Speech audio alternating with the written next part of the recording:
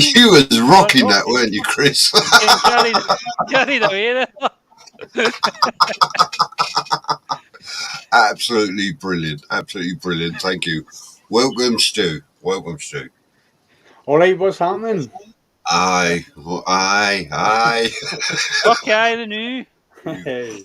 Yeah. Well, as you probably gather from Red Bomb Strings, things have gone all Pete Tong for me this week. So I've had a shit week. So now I want to chill out, have a drink, and have a laugh with my lads. So Absolutely, Good man. We're here for that.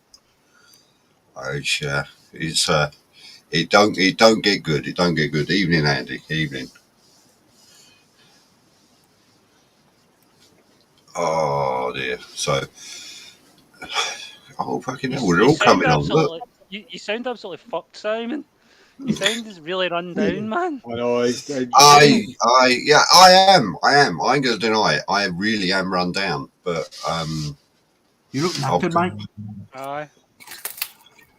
I've just out of the last 48 hours, I've spent 24 standing on the picket line, and the first 12 I got absolutely soaked, and then had to get up at 4 o'clock in the morning to go do it all over again. So yeah. Nina, my missus feels. Yeah. Can I just? Must be quite a responsibility though that you feel if you're union rep to deal with that, and because it's a job and a half, isn't it? Certainly when you're going through all this. Do you get extra money for being the union rep, Simon? No. Nothing. Oh, so you're just doing it out of the goodness of your own heart? Yep. And he has to stand round that heated barrel singing. I'm a union man. Yeah, cheeky fucker. No, but honestly, it's like everyone thinks you're going to have the answers to everything, Simon, and I can appreciate that. That's why I kind of sort of mentioned it on Rev's stream as well, just to sort of let you know. It's like I understand it must be difficult.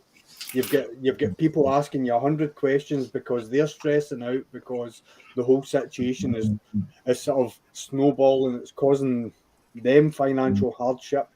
And they're asking or looking to you for answers, which you then have to go back to the union and then come back and try and sort of relay that on. So it's kind of you're taking the burden of the stress. Simon, see the very, very head guy of your union for Royal Mail. Do you know the way the government, they have those meetings? Was it a Cobra meeting?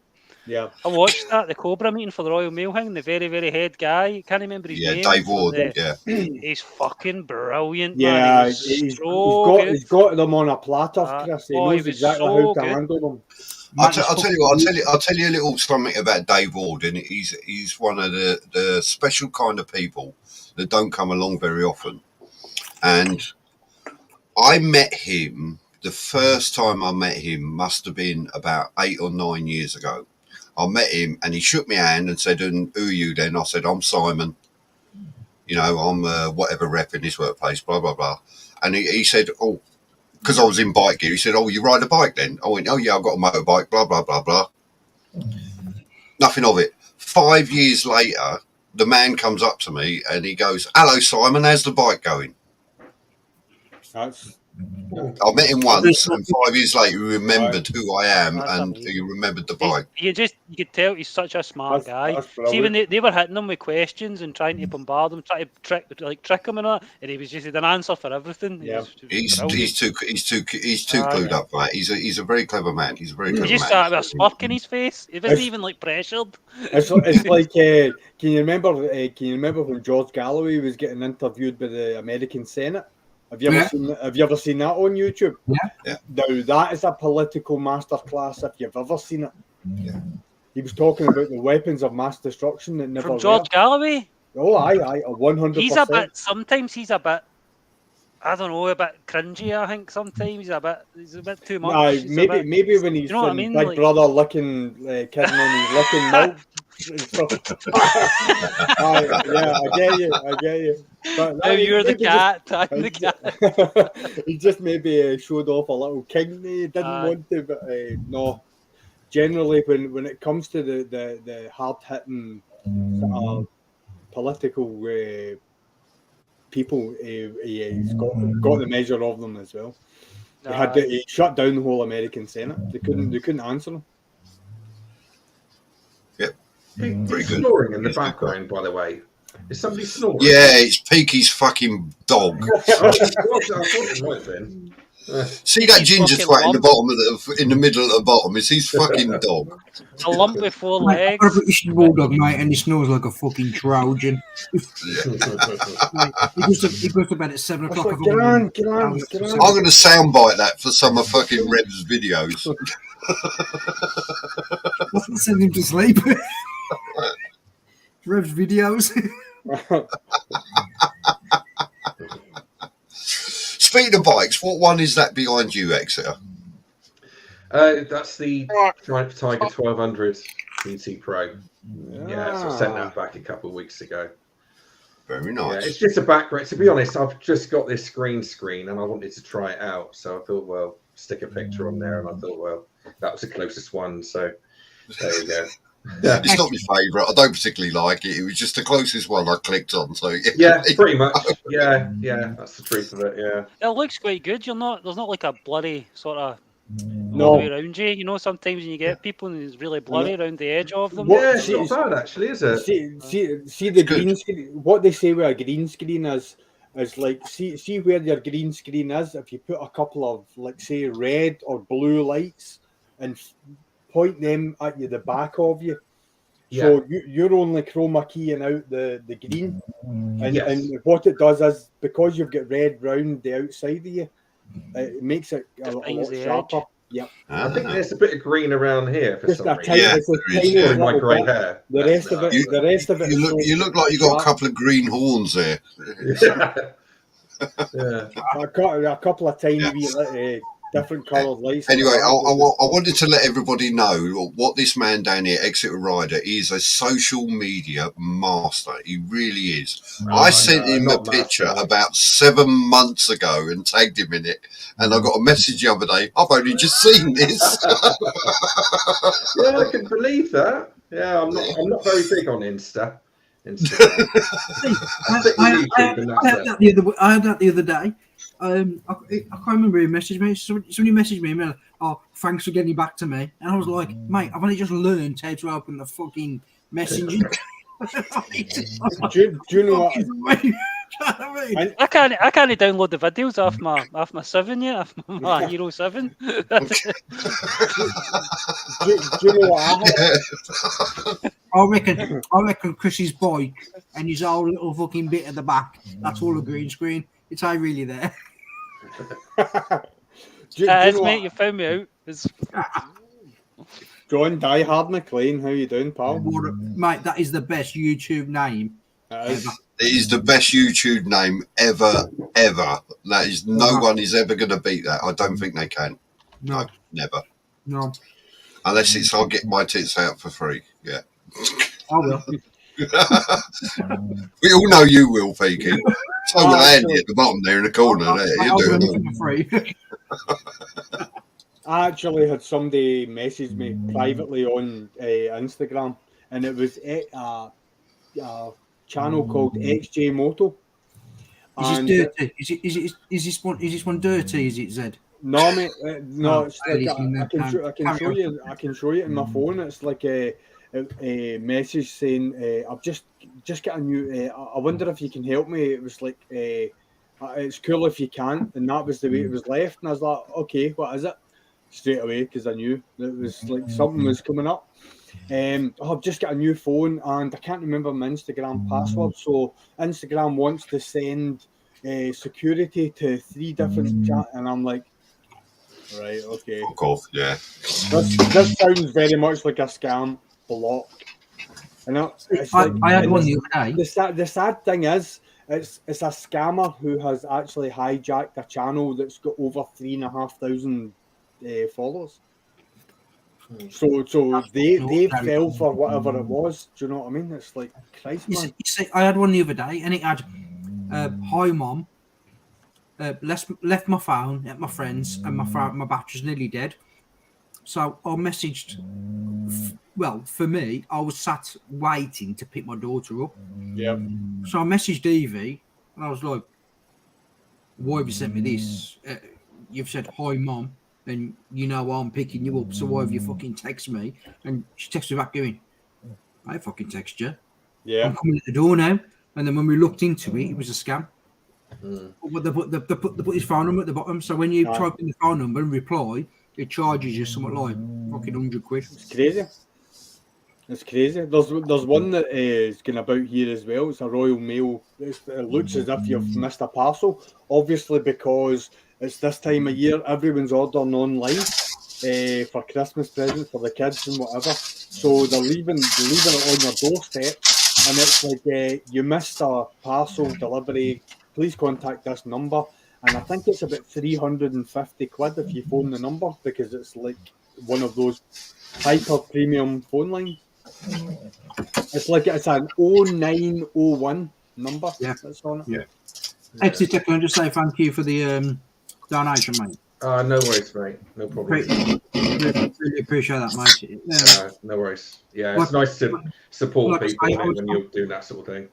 Well, I'm on this group, and it just like there's quite a few people who have done like European tours or world tours or all the rest of it, and I've ended up talking to about 3 lads who have done the UK, and the quickest they've done it is 12 days. And he went, mate, we was on it from 6 o'clock in the morning till 6 o'clock at night. He went, you will not do it in 10 days. You can't do it in 10 days.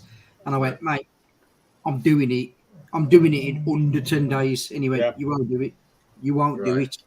And I was just like, no, that's a fucking challenge now. Aye, but Picket, can I give you a wee bit of? You're probably going to do it anyway. See when they do the challenge from Land's End to John O'Groats, and they try and do it within the 24 hours. You keep every single one of your fuel receipts because it's got a date and a time on it. So do that from start to finish, and it shows you the timeline right round the country. Do you know what I mean? So like nobody can challenge it. Yeah, well, I've just been given access to let me just find the app. They've sent me a link. It's called Relive, so it's RALIV. Oh yeah. That does it tracks your route. So they messaged me and just says, we've heard of what you're doing. We'll give you 12 months kind of free, so you can. Oh right. So, you know what I mean? So we can actually see. Yeah, it's going to give you the hour by hour. Yeah, that's cool. Yeah. That is cool. I was like, I'm happy with that kind of thing. Yeah. At least then it's quite transparent to people what I'm doing, if that makes sense. I ain't just sitting on the fucking motorway. So see when Relive actually messages you to say, can you explain why you were at Zedhead's house for 2 days? Because he was tied to the chair being anally raped. See when you come here, you get no chance of doing this in 10 days, mate. No fucking chance. I don't know what I was doing there for 2 days, but my ass did not. Take him 2 days to go over that. Chris, here's one for you, mate. Here's a bet. No, and I'm not saying you can't do it. I'm just saying you'll not be riding your bike. No, you did. You just said you can't do it in 10 days. I'll bet you now. Because you're coming here. I'll bet you £100 I'll do it under 10 days. I believe in charity. If I do it under 10 days, you give me £100 to my charity. People could be following you down now to let your tyres down. It takes you longer than 10 days. That's a fucking standard day for me. Yeah, Picky, do you have to do it in 10 days? Come spend the night at my house, right? Is it your challenge to do in 10 days, or is it because I thought you might enjoy it more if you took longer? Well, the challenge is 12 days. That's the shortest amount of time other people who have done it in. So I'm looking to knock 2 days off that, just because obviously it's got to be a challenge. He's planning to do 1,000 miles in 2 days. Well, I'm looking to do 1,000 miles for 2 days, I'm looking to do 1,000 miles each day. Bloody hell. So for 2 days, I've got to do an 18, 19, 20 hour a day. And that's That's all a on fucking like long twisty day. coastal roads. So that's Twisty. Well, it speaks for itself. It's 30, 40, 50, 60 mile an hour roads maximum. So I've got to.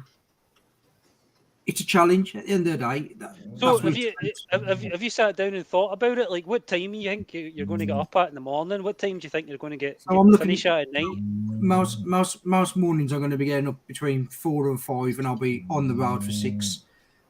So when I do 1,000 miles, the 2 days I do 1,000 miles, I'm going to be up at 3, on the road for 4, so I can get a good 3 or 4 hours before the traffic starts building up. And then when the traffic starts building up, that's when I'm going to stop and have like an hour, for example, between 8 and 9, for example, that I can be able to let the traffic die down a bit, then I can start again. But yeah, like I say, most people have done it in, well, the lowest people have done it is in 12 days, so I'm looking at doing it in 10. But I'm actually looking at doing it in under 10. That's more personal aim is to do it in under 10 days. That's that's my aim. It's, you know, if I do it in 10, then I do it in 10. If I do it in 11, I'll do it in 11. If I do it in 12, I'll do it in 12. But my aim is to do it in under 10 days.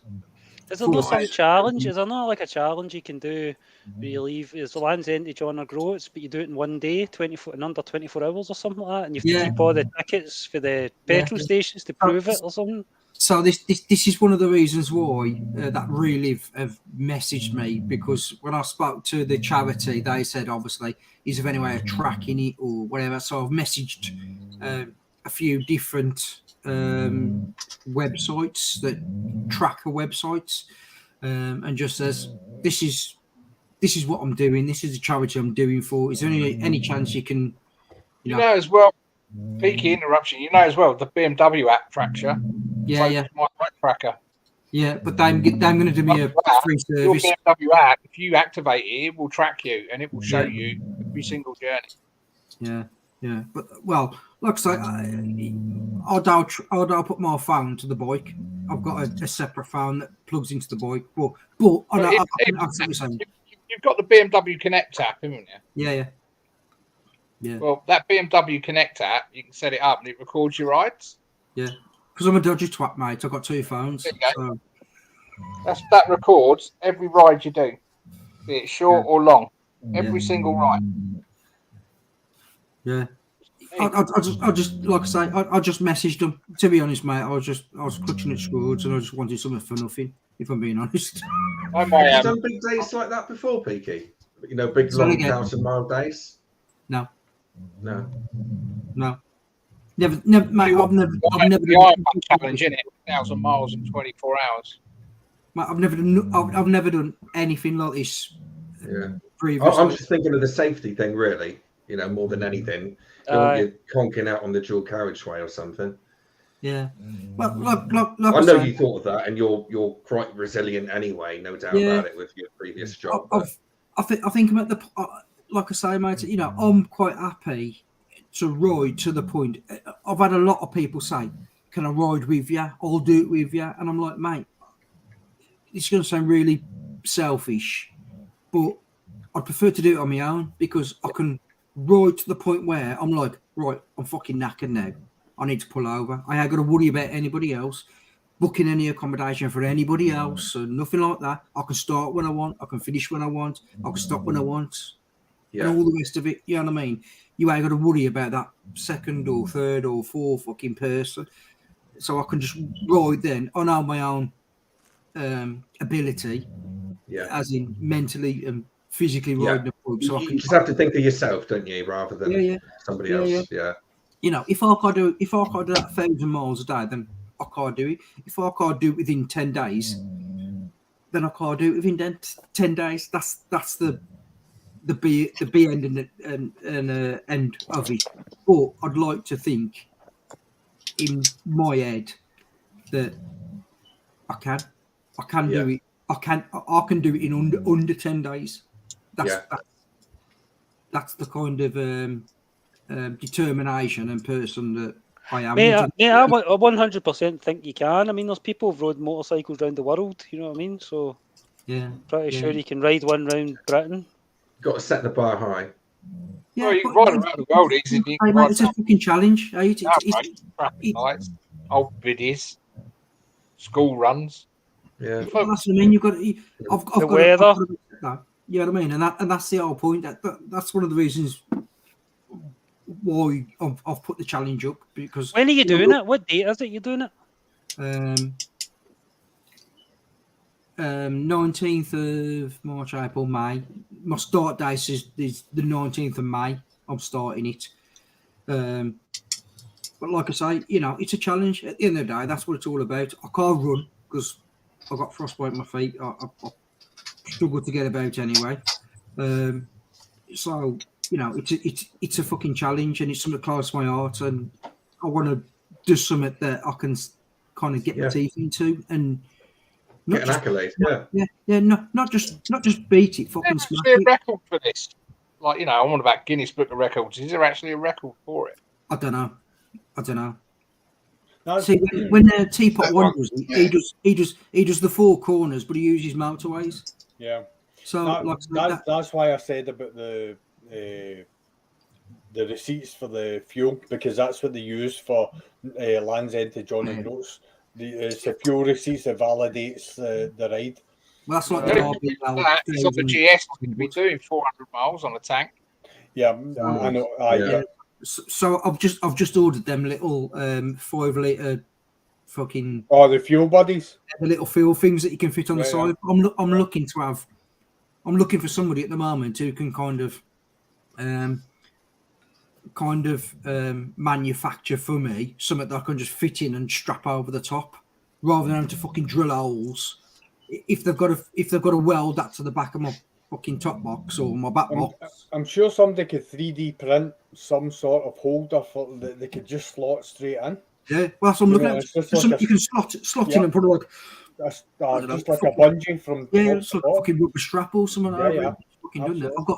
I've got another fucking 10 litres there. Do you know what I mean? So if I get stuck, at least I've got another, you know, fucking 60 fucking miles. I mean, if you've got a mountain point for them, so that you can give them the dimensions of the mountain point, you can give them the dimensions of the canister that you're looking for, and I'm sure somebody that's proficient with 3D printers could design a program in no time at all. And, yeah. Well, it's just the dimensions of a fucking back box for the GSs, for the 1250 GSs. Them standard. It's an aluminium box. It's nothing. Oh, you're looking at slotting them like inside, like or no, on the outside. It's a Right, strap okay. on the outside. Okay. Do you know what I mean? Just so I got to. It's taking no room up, because like I said, I'm gonna have both boxes filled, and another back filled, and then I'm gonna have my bag with my tent and my sleeping bag and all the fucking rest of it on the back of the bike. So. But wouldn't you? I mean, on the trip that you're doing, you're going to have loads of petrol stations on the way, aren't you? Anyway. Yeah, but not in once you get up to Scotland, though, is it? You know what I mean? Oh, Scotland, true. There's sections of Scotland where you can do like, I think it's Ullapool to. It's about do you have 400 miles stations? Yeah. So all I want to do is kind of, in my head, cover myself. So know if I get to a point where I'm like, fuck, I've only got fucking, yourself, on the bike, and you just fucking you might be getting to these petrol stations at 4 o'clock in the morning, and they're not fucking open. Yeah. That's it. Yeah, and at least I've got 10 litres there that I can chuck in, and I've got 60, 70, 80, 90, 100 mile. I've got another 2 hours worth of fucking riding kind of thing. Have you got an adventure or the standard? No, adventure. So I've got the 30 litre tank. Yeah. Picky, have you ever seen the movie called Deliverance?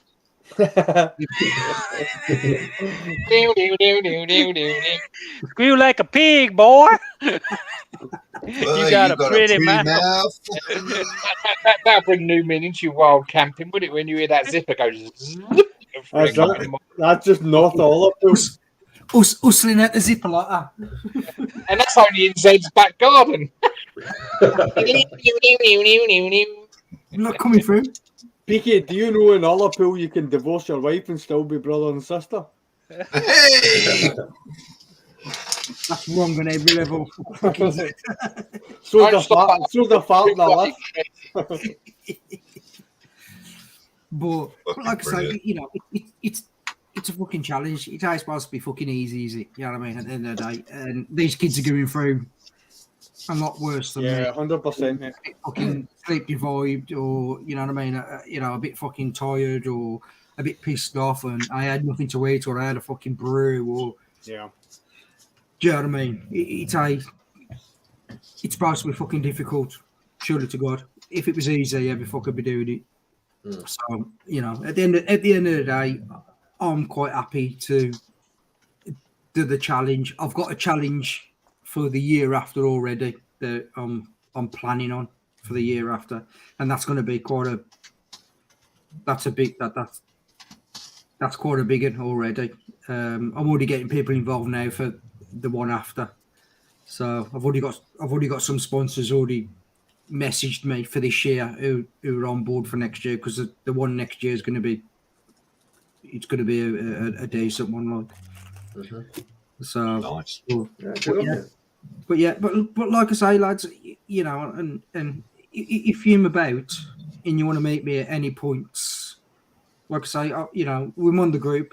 All you got to do is fucking message me, and I can say, right, I'm going to be here within, you know, 20 minutes. an hour fucking time. So, you know what I mean? If you want to join me for a fucking few hours, or have breakfast, or have dinner, or whatever, like, do you know what I mean? I want to ride with you for about three hours or something.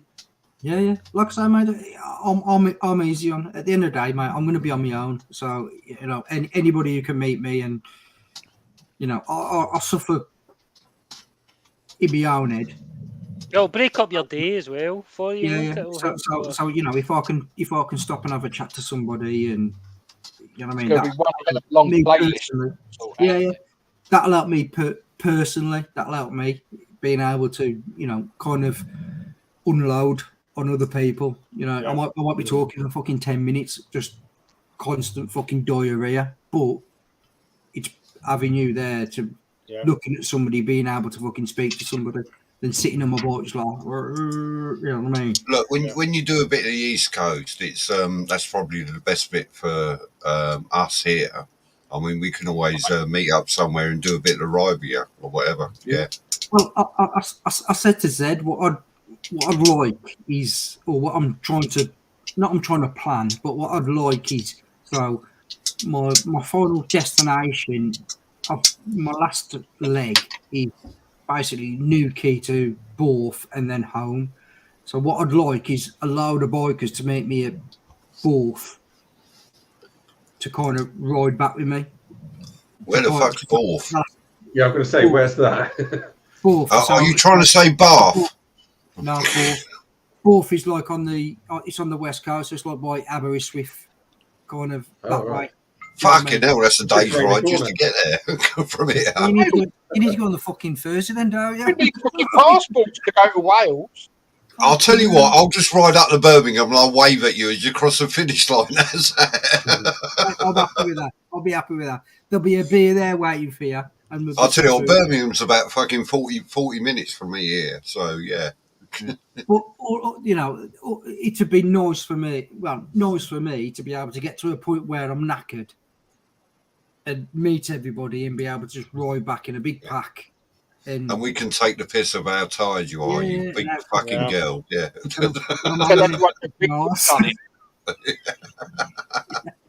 think that's where I was coming from, really, is that you're going to meet certain people, but you're only going to have 10 minutes and you've got to be on your way again if you're doing 1,000-mile days. And you'll be thinking, oh, shit, I just want to speak to people for a bit longer. But that's you've got to plan. But you've got to plan that in, are you? That's all part of the section. So it's like when I go up to, I've got certain people leaving me from here up to Blackpool. I've got people meeting me at Blackpool up to Glasgow. I know that when I get to Glasgow, I'm going to meet all these lads. So when I get to Weymouth, from Weymouth all the way down up until literally like Bexhill, I've got nobody. PK, that's like. What comms are you using? Are you using like a Cardo Pack Talk? Or are you using a Right, so like, does everyone know that that's what you're using? Because everyone can attach via mesh. Well, so like, you're not going to be alone when you're riding, because everyone that's on mesh can You can talk take to you phone when you're calls riding. through it anyway. Anyone Yeah, can call yeah. you. Fine. But like I say, you know, that's what I was saying on Rev's channel about that East Coast, because literally, you know, I've got a lot of friends in the army, but nobody lives on that east side at all. Yeah. So I've got literally from Because it's too Oliver to expensive. Bexhill, which is Because Brighton. if you're riding and you're vlogging during this 10 days, I'm phoning you heavy breathing and everything. You know, I'm giving you sex talk with a lot. I'll give you my number, Stu. So if you see the camera go like that, but like I say, you know, and that's one of the reasons why I'm saying about that East Coast, because I don't know anybody around there. So from literally Oymonth down to Bexhill, I've got nobody at all. So, and them are the days that I'm looking at, because I don't know anybody. I'll be quite happy to sit and just. When you go down the Norfolk coast, just look Nicky, out you for should. my Can I just say that you should try and hook up with Skeggy Cruiser? He's a YouTuber. Look up Skeggy Cruiser, and he's in Skegness, so like that's right on your coast. I don't know if any you know, just like there's Andy Cooney. Andy stays in Switzerland, and there was a load of boys like a non-angry biker. It's like I'm getting back a wee bit when I'm talking about motovloggers. Non-angry biker was down in London. Skeggy Cruiser was Skegness, and then myself in Glasgow. And Andy used to come over from Switzerland, and he would visit the three of us one after the other. And basically, Andy would, any sort of event that he went to, would always win the furthest travel to the event. But I look up Skeggy Cruiser. I'm sure Skeggy would. I've written it there now, so I'll have a look at him and I'll message him. Yeah. But like I say, them are the days that I'm looking at, just literally getting up at, like I say, 4, 5 o'clock in the morning, getting on the bike and literally riding until I'm like, right, fuck it, I'm done now. I need Sorry, to come home. what's the route again? You're going coastal route around. So I'm only doing the coastal route. So from me in the West Midlands, I'm going to go out to Aberystwyth, and then I'm going to go basically up the coast up into Wales, round Anglesey, up to Blackpool, from Blackpool up to Glasgow. Then I'll do basically the NC 500 down to Oymonth. Then I'm looking at doing the NC 500 in a day. Wow. So, I've got that girl who's give me the room, but that's just that's if I've got to stop kind of thing. I did say that to her. I said, if I can crack on, I'm going to crack on. If I can't, then I will stop and I'll use the room. But I want to try and do the NC 500 in a day. Get down to Oymonth. Then my next stop is about I don't know how you pronounce it. Is it Wisbech? Fucking Wisbech. See the NC 500, that can be done in a day. I know a boy that done it in one day, but he done it during lockdown. I don't get that NC 500 because we done it and it was actually 1,000 miles. Aye, because you got to get to the start of it, and then we done that. Literally hugged that fucking coast all the way around, and it was from Glasgow to Glasgow. We done 1,000 miles. And that's from Inverness. It's not classed. It's Inverness to Inverness. Inverness. If you take the off-ramp to Inverness, that's still good. 900 miles nearly. Oh. So I'm looking at that. So I'm looking at the worst case scenario. I'm looking at leaving Glasgow and stopping at John O'Groats, and that's still nearly 490 something fucking mile in a day. Yeah, Wildcat there. There's fuck all there anyway. No, well that's what I'm saying. That woman's giving that hotel room for free, literally for free. So if you're going to John O'Groats, you can make sure the lighthouse is still working. Yeah. So and then I'm going to go from there, from John O'Groats down to Oymonth, because that's about 490 miles for the day.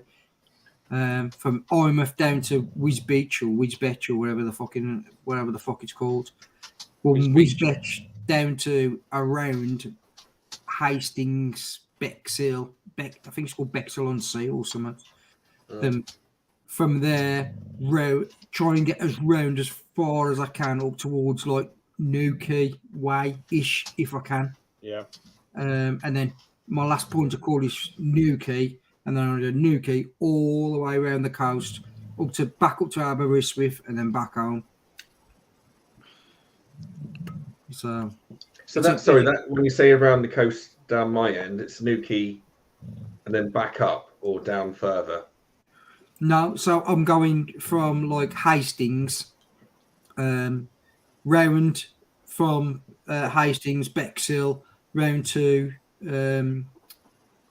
Land's End, and then obviously round the coast up towards Newquay. And then, like I say, from my last stop off point is Newquay, because then I'm going to go from Newquay all round the Brecon Beacons, all round the side, up to Borth, up at Aberystwyth, and then back home. Yeah. Yeah, I might do a bit of Cornwall with you, depending.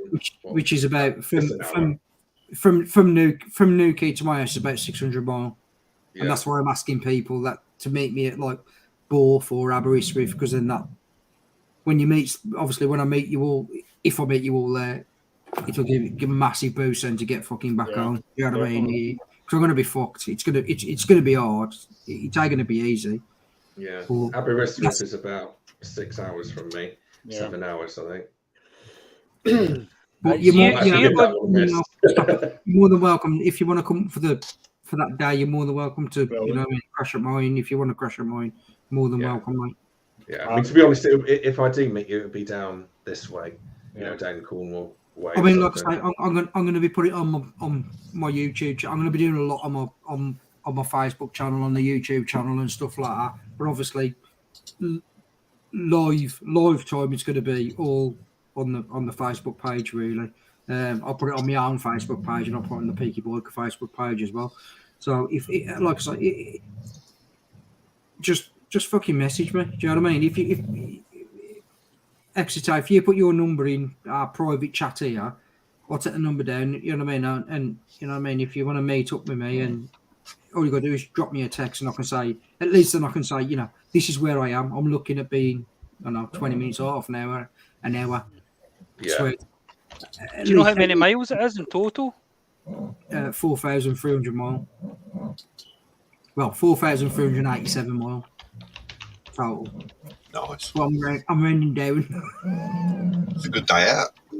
I came in the 87 mile, but yeah, it's like I say, it's 87 miles will be the hardest. Oh yeah, well that's what I'm saying. That's why I'd like people to meet me at like Borth or Aberystwyth to kind of push me back. Well, if we can fit the dates in and it's something we can do the last 87 miles with you. Yeah. Yeah. Well, like I say, mate, it is what it is. If you can, then fucking brilliant. If you can't, your car kind of thing. Do you know what I mean? I totally understand that. So, but it's going to be a mentally and physically a good challenge to do. Even though I hate climbing Snowdon or whatever. We all know here now, sitting on a bike for 8, 10, 12 hours a day, concentrating. It's hard work to do, kind of thing. Definitely. So and like I say, the challenge is close to my heart as well. It's everybody does cancer research or Help for Heroes, which I don't agree with, but that's another story. So and Scottish Little Soldiers. Nobody has nothing. Boxes around Hemel. Hang on. No, nobody has no money from Scottish Little Soldiers. Where if you look at Help for Heroes, people get paid. They're actually paid to do a job at Help for Heroes, which I don't agree with. It's a government charity. So Scottish Little Soldiers, all the helpers there are unpaid. Yeah, they might get like, I don't know, fuel or something like that, but a lot of them do it for nothing. And, you know, it's a massive charity for me, it's a massive charity to help them kids, you know, who've lost fucking parents. It must be fucking horrendous. Yeah. Fucking horrendous. Definitely. Do you know what I mean? But, you know, it is what it is. You know, do us a favour, Peaky. Stick a fucking plastic bag over your dog's head, because every time I hear that and shut my eyes, I think I'm in bed with the wife. Yeah, bad. Is he fucking snoring? He's tired.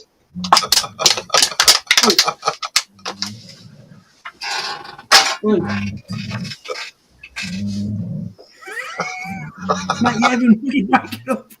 Oi. Oi.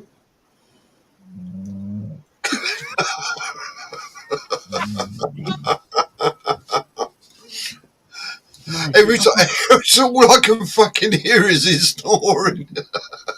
Mate, I don't realise it was that loud. I watched one of Webb's fucking reruns the other fucking day, and I was like, "What the fuck's that?" And then I realised it was him snoring.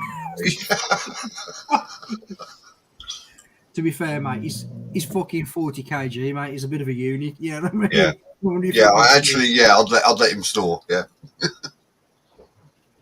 I ain't gonna argue with him. You know what I mean? He'll probably fucking smash me up. No, fuck that. I'm a postman. I'm scared of dogs.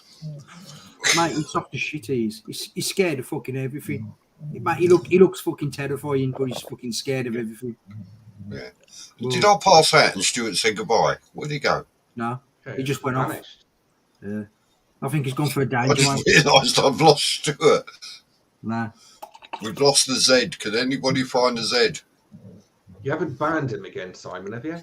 Was it Stu who got banned? Oh, fuck me, no. I did that before to someone, didn't I? I fucking clicked on the wrong bleeding fucking person and banned them from the... And I was like, oh, shit, how do I get him back? He's just texted me saying he'll be back on in a minute. All right, man. No worries. He's having a six-fingered wank or something. No.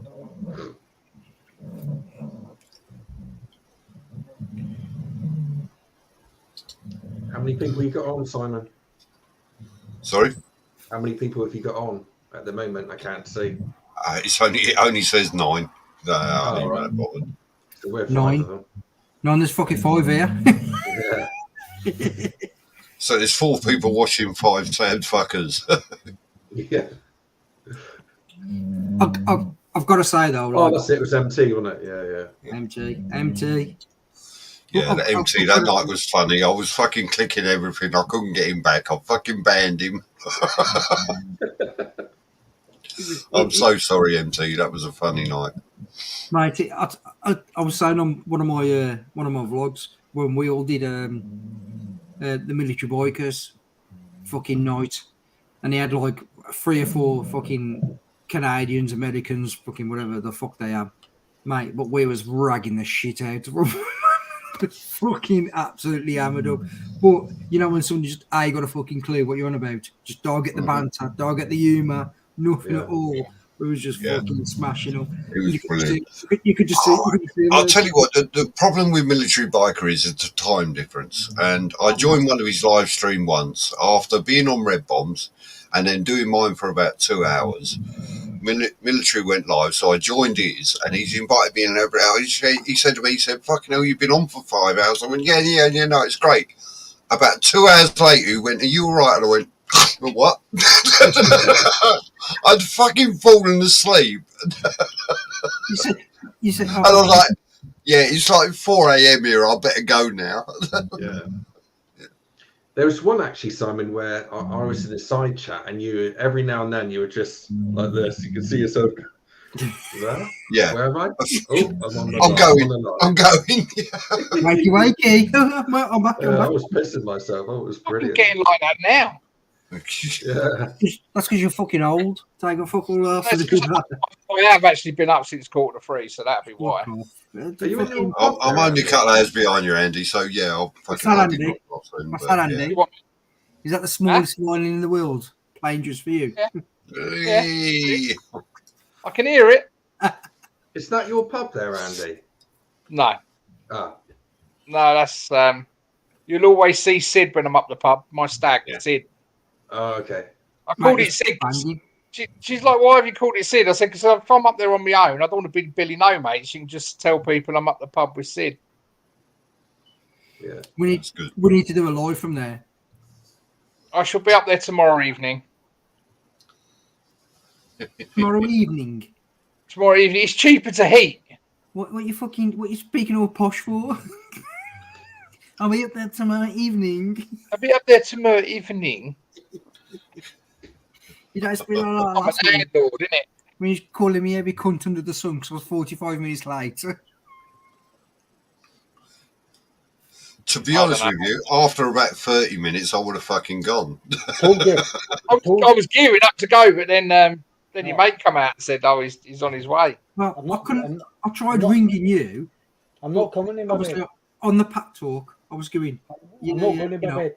I'll ring Andy GSA, and then it was ringing. If you actually link that to the bike, you get your fucking phone book on the bike. Mate, I struggle to fucking ride the bike. Never mind fucking look at the fucking screen with a whiz wheel and fucking ring cable.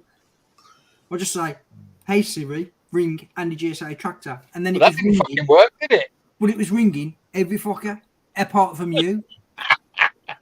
So I ended up going ring fucking Marcus. Calling Andy GS tractor. Yeah, he just said to me, and calling Andy GSA tractor. Look. Hello. My name's Andy. I've got a tractor. What's up? It rung everybody apart from fucking him. So in the end, I rung Marcus and went, right, is it a bloke outside with a triple black BMW? He went, yeah. He looks really angry. I went, just go out and tell him I'm fucking late. He looks really angry. So they're like, so I went, just go out and tell him I'm fucking late. He went, yeah, I see Marcus again on your bike. Mate, Marcus is a good lad. He's a nice bloke, Marcus is, man. I bumped into him again on your bike. Mate, he's fucking genuine. He's a genuine bloke, like, you know what I mean? He's one of the fucking good, like us on here. He's one of the good guys. You know what I mean? He'll help, if he can help you, he'll help you. So, but yeah. Lover of you. Who the fuck's that? Who's lover of you? Oh, thanks, Mum. Yeah. Picket. Thanks, Mum. Thanks, Dad. That's one of my long time subscribers. Look at him brushing it. You fucking gay lord. Excellent. No, you know what I mean? He's only jealous because he ain't got enough to fucking brush yet. Look. It's ginger. When it gets an inch long, it snaps off.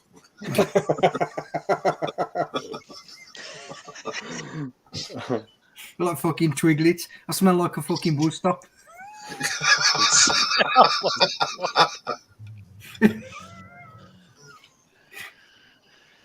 Exeter's like either his throwers or he ain't got a clue. No, I think he dozed off. He is old. Actually. Come on, he dozed off then. You watching the football? I am a little bit phased tonight, so shoot me down while you can, and I'll come back next week and get you back. Yeah, you insult him now. He'll come back next week. You can have a week to think about it, Google it, and then come back with a response. Yeah. No, it's like that, and that's it. That is quite just that conversation about like people. Everyone's in their own zone when it comes to what they've had to endure throughout a week. Yeah. And that's a major thing that a lot of people don't consider. And it is one of the things that as I've got older, it's one of the things that I ask people, how's your week been? Because like if it's been hectic, I can understand what place you're in, or I can sort of roughly judge if it's been hectic, stressful, so on and so forth. From my personal experience, I know what those type of weeks, what effects they have in me, because Simon knows all too well. It's like I've had those weeks where Simon's phoned me and, are you okay? And I think as you get older, it's like you're more in tune, you're more aware of how people are in certain situations. They're having a hard week, or they've had a tough situation. More sympathetic. I think fucking Chris is having a moment up there. Absolutely. Look, fucking nipples and rubbing his bike and. That's a good thing with getting He older, starts too, flopping isn't it? anything You out and rubbing understand that. I'm fucking banning him. Chris, Sorry, what's it? if you've got What's the that on pajamas there? on, what are your missus wearing? Because them are yours. Sorry, what's that, Extra? No, I was just saying that the older you get, the more understanding you are about that sort of thing, isn't it? And you just sort of, when you're younger, you feel, I know you have to be a certain way or whatever, but it's like me tonight. I'm a bit knackered tonight. We all are, aren't we? We've all had a big week, certainly Simon. But you just go on, and you know that we all understand that we're all in different places. So well, that is the whole thing. It's like I mean, like where I'm coming from just now is like Picket knows. Like I get promoted last week, and Haggis Whisperer, who is on the live chat, is actually my boss. So thanks to him. Oh, cool. So like I'm That's in. the only reason why we let him on. I'm in a good place in the sense that the hard work that I've put in for the last 12 months has just been rewarded, and I'm now getting my just rewards. But on the tail of that, there's hard work ahead, which I know, and I've been in the situation before. So like when somebody says that they're having a bad week, I've had that bad week. I understand what that bad week is, and it's empathetic. It's like I can understand where they are, and I can relate to it. And I think you gain more of that as you get older. I think when you're young, you just bounce off it. You deal with it in different ways. When you're older, you become a wee bit more understanding, really. Understanding. I was going to say sensitive, but understanding is probably a better word for it. That's exactly it. But because you get to the point where you kind of you realise your own points of your levels that you reach, if that makes sense. But it's like going up a ladder. Some people empathise with other people in different ways. You know what I mean? You can't. Yeah. We're all different, aren't we? Yeah. Definitely. It's like I think with a lot of jobs, I think in certain circumstances is like your tolerance to bullshit as well. It's like if you're going through a week, if you've had enough of it, you've had enough of it. And like there's no amount of money that you can get paid will make it any better for you. And you just have to endure it for the last couple of days, and that wee bit's for your family and for your mortgage and whatever else. But you see that this is what I was saying on Rev's channel when we was on about money, and I was saying, I own 22 grand a year. I own 22 grand a year, but my job is for me mentally, it ticks a lot of boxes because it was the job I do now was the job I did in the army. So I did like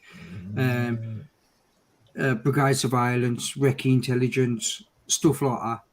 Yeah. So the stuff that I do now is the stuff that I did in the army. So it's relevant to me. I can understand when I get that phone call.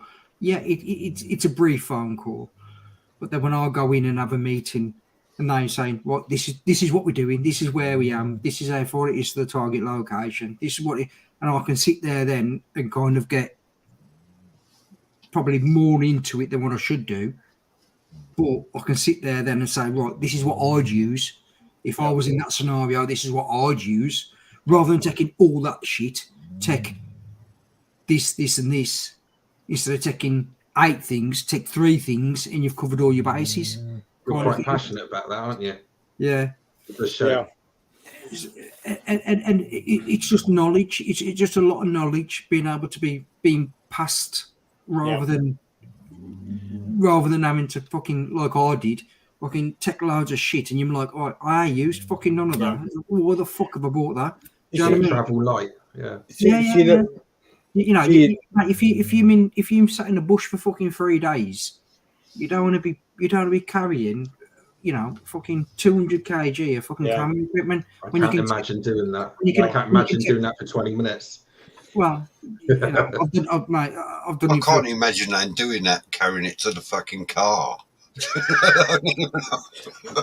Listen, see if you've ever been to the Tesco with my wife. I carry that back from my car to the house in messages every Friday like that. Because I want to try and do it, and I'm a guy. I try and do it in one run. Yeah, It's yeah, like, me too. It's like the Yeah. poly bags are making All my your fucking fingers are white at the My end. fingers are white. I can't feel my fingers. I'll make it. I'll make it. Do you want the hand sweetheart? Fuck off. Leave me alone. I'm fine. I think, but like I say, I think the thing is, like, I try and do it, and they see me as obviously fucking beard. They see me as a fucking civilian. What the fuck is Chris doing? You pissed up or what? The fuck you No, doing? someone asked in the chat what type of bike it is I've got, so I was just showing them What is it? what I type don't it was. know I what didn't you- want is to. it? I didn't want to butt in. You were all having What like a have you got- serious what chat. fuck- As I said, it's a 125 with 600 RR badge. We've got a rear wheel. We've got a rear tyre on the front. Right, it's his wife's bike. But going back to that then, you know, that kind of my job interested me when I was doing it. So now when I go into other people's debriefs or briefs before they go out on places, and you know, you get this bloke stand up who's done no military work at all, and he's going, right, you need this, and I'll stand up and I go, no, you fucking don't. I'll listen to fucking what the fuck he said. Aye, You don't aye. even fucking 90% of that shit what he just said you don't fucking need. And you could see him sit there on the meeting, like looking at as if to fucking giving me fucking laser fucking eyes like fucking Superman. Yeah. I'm thinking, It's like a forklift truck up instructor. It's like how long have you driven a forklift? Oh, I've never driven a forklift. What, in a warehouse? No, I just taught. Right, okay. So you know the principle. Yeah, you know the principle, but you've never actually put it into action. Right, okay. So I know more than you. So why are you teaching me? Why am I not teaching you? Yeah. You know, it's like, and that happens in a lot of scenarios. It's like, I quite enjoy doing it and being able to, like, it's just like that stuff. You can take a photo, mate, in complete darkness, as long as the photo's in focus. You can enhance everything, and it'll be like you've took a photo in the fucking day, as long as it's in focus. So that's when you make your decisions during the day of where you want that car or that person or whatever it is to hit that point. That's when you take the photo. Don't matter if it's light, dark, whatever it is. As soon as it gets dark, change the filter, change the lens. You know, it don't get touched. You put it back on, and then as soon as they say, you know, they hit that lamppost or they hit that point there, you take, you might have fucking 1,000 photos. You might just we used to hold it as bursts, so you just fucking put a burst on, take the photo, and you might get 2 or 3 out of 4,000 photos that are fucking good, but you'll get his registration, you'll get a clear picture. Yeah, absolutely. Do you know what I mean? So for all the hard work, you've got something at the end of it, if that makes sense. Do you know what I mean? So, you know, when you've sat in the bush for 3 days, freezing your fucking nuts off. And it comes from experience, and that's the key to it all. It's like the job that I do just now is like 20 years I've been in it. It's like I've been to supervisory level and actually stepped clean away from it. It got to the stage where I took on a supervisor's job just as I was starting a family, just as I took on a house. I ended up exactly at the end of the day. It's like within 4 years I had 3 kids. I was a busy boy. We didn't have a telly. I was going to say, get a fucking telly, mate. You'd have been fucking so like at the YouTube channel, you'd be fucking at the house, and like so I took on quite a lot at the one time. So if you can imagine the amount of balls that I had in there juggling, and basically I went off work with severe stress, and obviously because I'm trying to keep all of that going. So I took a massive step back in the company, and I've only just built myself back up to the point where I've now got another promotion. Yeah, it does get easier when the kids get older, doesn't it? Yeah, definitely, because it frees everything up. Everything relaxes because as you start to see them become self-sufficient and capable within themselves. My daughter now is 17, my son's 15, and my youngest is 13.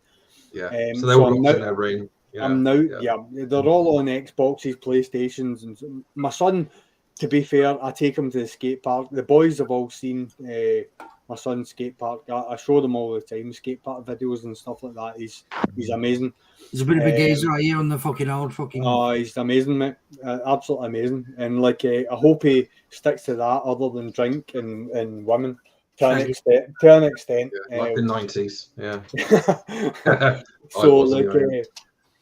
No, it was so like you're right. It's like once your family gets to that certain age, when you don't have to not so much worry about them, because I'm not worrying about them because I'm worrying about them because I see how my wife's reacting to the way the family is. Now that I can see my wife relaxing with the way the family is because everything's okay, that makes me relax. Because you know what we're like as guys, sometimes there's a lot of things that pass us by. We don't hear the girl on, like my oldest daughter, telling her concerns to her mum. She'll never tell them to me. She'll tell them to her mum and want her mum to tell me, but she'll never tell me direct. That's just the way girls are, I suppose. Sounds like my house. Yeah. So like the fact that I can see my wife starting to relax because everything's starting to settle down, the teenage angst, and to grow up a little bit. Exactly. I get a bit of that, but sorry, I don't mean to. But there's also an element where they start to feel a little bit lost as well. So I think like. Yeah. So what have you got extra time? What have you got? What? 3 boys. 3 boys. Yeah, so I've got a 10-year-old who's 11 next week. And all the best, pal. Cheers. See you later. And you got 3 boys. Yeah, 10, nearly 11, 13, and a 15. Yeah. So 15-year-old is going to college next year. Yeah. He wants to be a combat medic. So combat medic. That's a good job. Yeah. That's what I went. Basically, I didn't get to school. I got when I was 14. I got locked up, but yeah, I actually joined. I tried to join as a medic. Oh yeah, that's I really enjoy that. I just don't have the qualifications to kind of back it up when I joined, so I ended up stopping. And then when I went back into court to get sent down for the second time, my dad's friend stepped in and said, allowed to join the army. He'd already put my application in, or I don't even know. Oh yeah. He put my application in, and then I joined the infantry. But you've done well for yourself, mate. But I loved it, mate. You know what I mean? I wouldn't change it. What happened? I wouldn't change it for the world. But I've got 3 girls, so my household now is full of women. But my eldest daughter now, she's 19. Had my first grandkid, like little Rafi, a month old man. He's a fucking geezer already. Watch the football with him tonight. You know what I mean? Had him in my arms. Watch the football. Grandpa loves him. Yeah. The thing is, he screws his head off. He gets with me, and he's like, "So that's like Yeah. So I was, you know what I mean? I was on the rums. Got a couple of rums already, so I'm fucking talking to him, going, Harry Kane, he's fucking wanky. He's first word. Yeah. He's looking at me as if to go, Granddad, get your fucking trap, you shit. But that's you know what I mean? He sits there, he looks at me, and you could see him like taking it all in. Do you know what I mean? Yeah. But like I say, you know, it's difficult for my missus because we've had 3 girls. So what you're saying now, I can kind of appreciate that because, like for me, it's quite easy for me to just fuck off and do what I got to do because we ain't got no lads. Do you know what I mean? So the girls go shopping with their mom and all the rest of it. So for me, it's quite easy to just shoot off. I think it's all swings and roundabouts, though, isn't it? I don't think it is easy either way. It's the same, just different, really. Yeah. I think what I've found is it's made me and Tracy closer as husband and wife, having 3 girls, because now we are able to go and have our at this point now we can go and have kind of our time, if that makes sense. Yeah, we can have a night out, we can kind of leave the kids on their own. I mean, Violet's only 8, but obviously Freya's 19, so we can go and have a night out and go and get tanked, have a night out. That's the gold, because that's where we are. Because Megan's 17 and Morven's 13, so like Megan looks after, and like she can watch mummy and daddy staggering in and falling down drunk and laughing and joking and like, be like, oh, that's disgusting, what are you doing? It's like I'm making quite obvious for me and Trace, like, I'll be this on the 29th of this month, I'll be with my missus 30 years. I'm 45. Yeah. You know what I mean? That maths say hard, and I love her to bits. She's my absolute world. You know what I mean? I've been in some really, really fucking low places and some really difficult times, but she's never let me down. Yeah. You know what I mean? She's always been there for me. She's always supported me. Steadfast. What it is, whether it's a good idea or a fucking bad idea, you know what I mean? And it's an achievement for her, really. Yeah. That this is going to sound quite morbid, but I'm kind of still here because I had moments in my life where, and I still do now, but it's few and far between. But I have moments in my life where I'm like, I don't want to be here. I don't want to do this no more. But can she'll subconsciously she'll react it. She'll subconsciously she'll see it. We've been together that long. She triggers. She can see the triggers already even before I realise they're happening. That makes sense because she's seen the triggers. So like I say, I started my channel. It's going to sound quite morbid, but I started my channel because I was going to commit suicide. So I started my channel for my kids to look back and see what their dad had done, kind of thing, and me laughing and joking and all the fucking rest of it. So, when that point come for me that I wanted to go and do what I got to do, I kind of struggled to kind of do it. I was mentally, I wasn't right to see it through, if that makes sense. I think there's a lot of therapy in just doing vlogging sometimes, isn't there? Have you found that?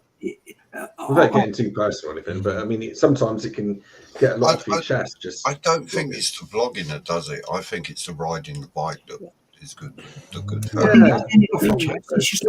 It's just that talking. It's being able to talk. And while you're riding the bike, because riding the bike is pretty much a solo thing. Yeah, you can pretty much talk and say what you want, and you get a lot of things off your chest. Yeah. I mean, I talk a lot when I'm riding. I really fucking talk too much sometimes when I'm riding. But anyway, I talk a lot when I'm riding, and a lot of that it's the bin. It's the fucking trash can on the computer because it's me talking shit bollocks. But when I want to do my vlogs, if you notice my vlogs, they're all in one hit. Because I decide when I'm riding, okay, I've got to clear my mind, I've got to do this, I've got to do that, and all the rest of it. And I'll be talking shit for about 5 minutes beforehand. Then my vlogs are one hit. It's one take. It's one continuous thing. And I've said what I want to say. I've done what I want to do, or I've specified today I'm going to talk about something. So I'll speak about that, and I'll do it all in one hit. And then if you look at my next video, that'll be 2 minutes after I finished that one, I started another one. Yeah. Because I've got that time on my ride to and from work where I can do it. So, and I haven't done that for the last month because I've been busy with various other things. So I haven't done that for last month because while I've been riding, I've just been thinking. That's all I've been doing. And yeah, I think it's actually the getting on the bike and just the riding and the thinking has set my mind. It set my mind, and it helps clear it. And the only thing I've noticed is in the last month, my riding style has got more aggressive, and I'm just fucking going for it. But yeah. I just think for like right. I've got PTSD. I've got mental health issues. Yeah. I try to cut everything out of that on my channel. Yeah. If I can. Do you know what I mean? Obviously, I have the moments where I'm fucking raging at some old cunt because they've pulled out and the eye looked or whatever. Yeah. But you know, Rev said to me the other week, he went, "Why don't you do like a PTSD vlog and explain?" And I went because I don't. This is me. I don't want people to fucking know. If I'm being honest, I says because I totally get that. I struggle on a daily basis. It's you know, this ain't like a fucking migraine. Do you know what I mean? This is constant. So I don't want people to come to my channel and have me just fucking whinging and bitching just constantly. Do you know what I mean? And that's what I don't want. Do you know what I mean? I want people to come to my, and that's why like I try and edit it not when I edit it, but once I've edited it, I try to make it quite light-hearted when I edit it, because sometimes I go from being light-hearted to fucking deep. Yeah. And then I have a moment when I'm like 10 minutes when I'm like, it's looking all right, and then I go back down and I'll tell you, I'm going to go to this comment that's on screen here. I avoid anything that resembles grim when I'm out motor vlogging. Am I doing the right thing? Who did the Who Even Are You challenge? That's on my list to do. I'm dying to do that. I did it. I did it. But I don't know. But it's the Who Even Are You challenge, and that turned out to a lot of people opening up and sharing a lot of stuff. I'd be quite scared to do that. Can I just say, like, the vlog that I put out today about William Wallace and going to that monument, that was one of 2 vlogs that I put out. I put out that one because that's the second one, because that was clarity. I have another vlog sitting on the computer right now, and it basically is a vlog about whether I will even ride again. Yeah. Yeah. I'm in a position where I've got 2 bikes, and I'm not sure whether I want to ride either of them. And I'm not sure whether I want to replace them either. I had a conversation. I get that. I had a conversation with my wife Tracy. I had a conversation with her a little while ago, and it was like, I can't keep riding a bike. Yeah. And she said, "Why not?" I said, "Age, one thing. Winter, cold weather is killing me. Yeah. I'm suffering badly. And 2, do I really want to keep doing it?" And I was at that point. Do I want to keep? Why do I do it? It's one of the things that I said, Simon, was enjoyment. Yeah. I'm not enjoying doing it anymore. And like I feel as if I've maybe chased a couple of bites just to try and spark that enjoyment again. And see, I think now is, so I'll make a valid effort to go out on my bike with no cameras, fuck all, nothing. Don't even take a camera. Leave everything at home. Go out at least once or twice a month and just go and ride your bike, because I think you get to a point where you gotta feel like you gotta fucking talk about fucking everything every time you go out. Fucking put your camera. No, it's like I agree with that. Is mate, we're in the same fucking boat up here. Do you know what I mean? and that little bit of freedom, mate. Honestly, if you stop that now, mate. No, I know, and like, see, the thing about it is like when I made the video, and I don't regret making it because it was an exact thought and at an exact time, and that's one of the things that I will always say about anything that you ever see on my channel. I've not edited it to make it sound better than it is, and it might not be good, but it is a true reflection of me. Yeah, well, that's what you want. You want it real life, don't you? I'm gonna have a piss. Yeah, it's real life. That's what you want. Absolutely. Real life. And the one that's coming up, that was what I was feeling at the time. It's like I've got 2 bikes, and I'm not sure whether I want to keep either of them or replace them. And I'll let you go for a pee. Well, just before you do.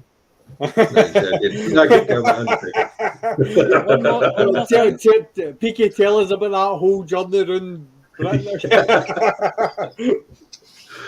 Stop by stop. I quite like going for, it's not just about riding the bike, it's getting out with a group of people. Having a good time. It's community, yeah. Yeah. Because you do a lot of going out yourself, don't you? Solitary sort of ride. So you getting out in group rides, that really makes a big difference. Like, a group of people, a group of good people, not a group of idiots. I've got an issue with group rides, mate. I've got an issue with group rides. I've been on group rides that I've not enjoyed. I've been in them as well. Depending on who's on them. You need to get with good people. I don't want to scoop anyone up off the road, if you know what I mean. No, not exactly. It's not my responsibility. I just went to a funeral there on Wednesday for a guy that died on a motorbike. It's pretty. I think everyone should do that. By the way, everybody should go to that and see that because you hear people saying, "Oh, I want to live my life. I want to ride my bike. If I die, sort of thing." And it's like you should really go to the funeral and see the family and watch them kiss the coffin and stuff like that. And I did 6 of them in 1 year. It sets a fucking home, doesn't it, Simon? It makes you think. It makes you think so hard. It really does. Like I didn't even really know the guy that well. The funeral was that, but I had tears in my eyes. It was brutal. What were we on about? See, the thing about it is, right now, it's never a clearer statement made that I accept the consequences of me throwing a leg over the bike. Yeah. Now, my wife, 100%. Knows the risks that I'm taking because under no circumstances have I sugar-coated anything about me riding the bike. In fact, she's probably seen more footage that YouTube will never see of me riding a bike than anyone. And I've let her see it, saying this is it, this is what I do, this is the roads that we ride, and it's I'm not bloody ridiculously bad rider or hard rider or whatever, but I'm making progress when I'm getting up a road. If there's a right line of traffic, I'm taking it. It's, in fact, my last video, the 3 cars that I overtook, I think I cut away when the speedometer was at 70, and I can assure you when I get by the 3 cars, it didn't stop at 70. And I'm not ashamed of it. Not ashamed of it in the slightest, and it's part of it. That's why I ride a bike, and like they know it, they accept it. They might not be happy with it, but that's their concern. That's not my concern. Yeah. Am I being selfish? I don't think I am, because every single person in this world is going on. They're on their own journey.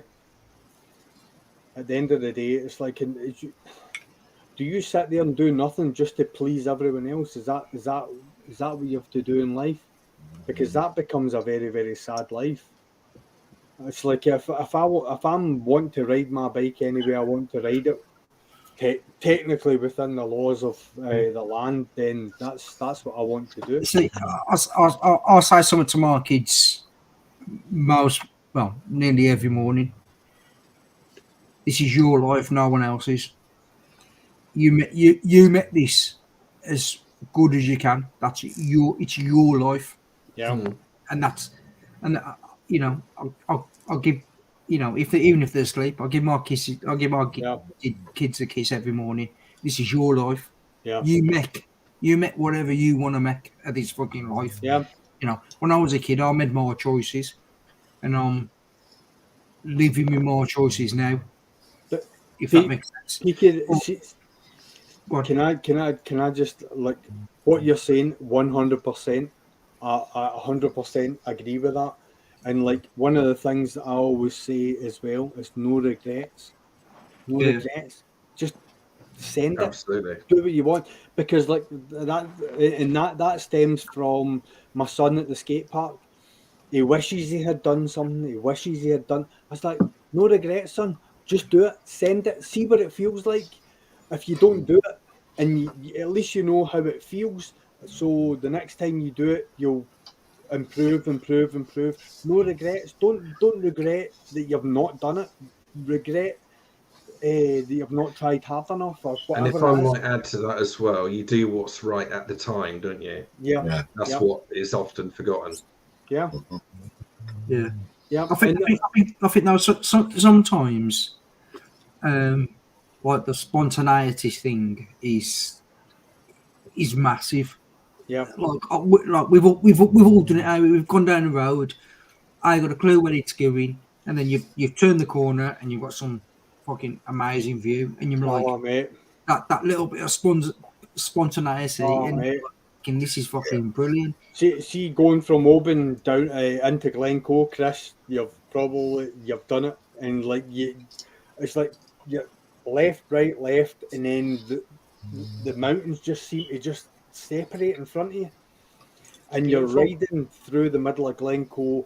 The hills, you cannot explain how high they are, and there's a car park on the left-hand side, and it's like you park in that car park, and the hills are right there, and you think, I'm just going to walk to the hill, and you walk, and you walk, and you walk, and you walk, and you don't get to them because you're in a place that is so vast, you have no concept of distance. Yeah, It's 100%. Unbelievable. That is what I love. That is, I get the sense of that from some of Carl Guts's rides he does, his videos. Yeah. When you're riding on, when you're looking on some of them roads, you're looking at these beautiful hills, and you know, if you was to stop there, it'd take you forever to get to that view. It is that vast. Yeah. It's just beautiful. But you can see that on the military boys as well, though, can't you? Man, you're talking about walking for days to get to that view. You know, mate, Scotland and steroids. That is. Mate, I love the guy to death. Honestly, I really love the military biker, but he fucking annoys the shit out of me because the fucking views he has. Bastard. I know, it's right on his doorstep. I'm riding around fucking Wolverhampton. You know, you got the Rockies Mountains, you're fucking. It just exudes depression when you say Wolverhampton, doesn't it? Look out your window. Baghdad. Look out your window. Have you got 9 inches of snow then now? Because he does. You go out your house, you're like a fucking aunt. Fucking out patrol mode. Checking your 60s. I'm very lucky where I live, actually. Because I can go coast to coast in an hour, I reckon. Yeah. You can, north, south, Because we're down the thin end, it also goes straight in. Like, so many places down here in Dartmoor as well. It's stunning in the summer. So, yeah. I'll tell you what, you've got some terrific fucking roads down there that way as well. Yeah. Is it 1,000? Yeah. So has that got the TFT as well? The dash, the Oh, what? Sorry, this one. Yeah, you know it's not my bike, don't you? That's his loaner. It was a loan bike. That's a loaner. Yeah. Right out the loaner. That was the nearest picture he could grab, apparently. You know, he's got so many. So I thought I'd stick that in there. Yeah. Exeter, if you were coming on to Simon's live stream, you should have had an electric bike behind you. Yeah, should have done. Yeah, that would have been in flames by now. Exactly. Yeah. Simon would have drove down and then set it on fucking fire. Fucking right. In all honesty, I don't know where you get all this impression about me and electric bikes. I love them, really. That said it all, mate. That said it all. Fucking, it did it in the way I said that, yeah.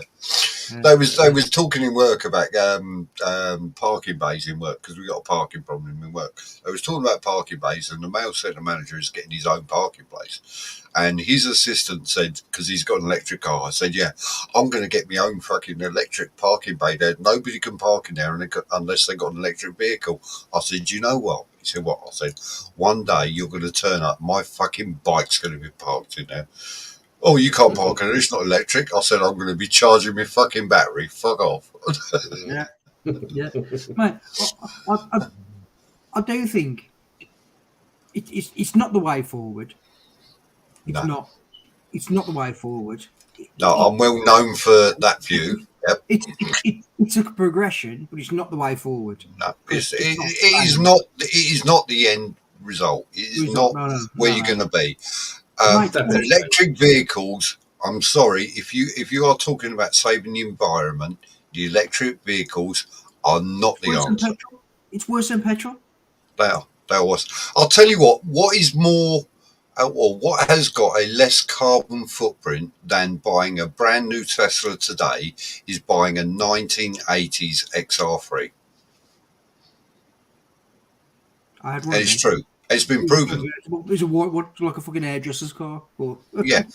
Or you can have an XR3i if you want. Or a Ford fucking Escort or something from the 80s. You buy something from the 80s, the carbon footprint has been done. That's been compensated.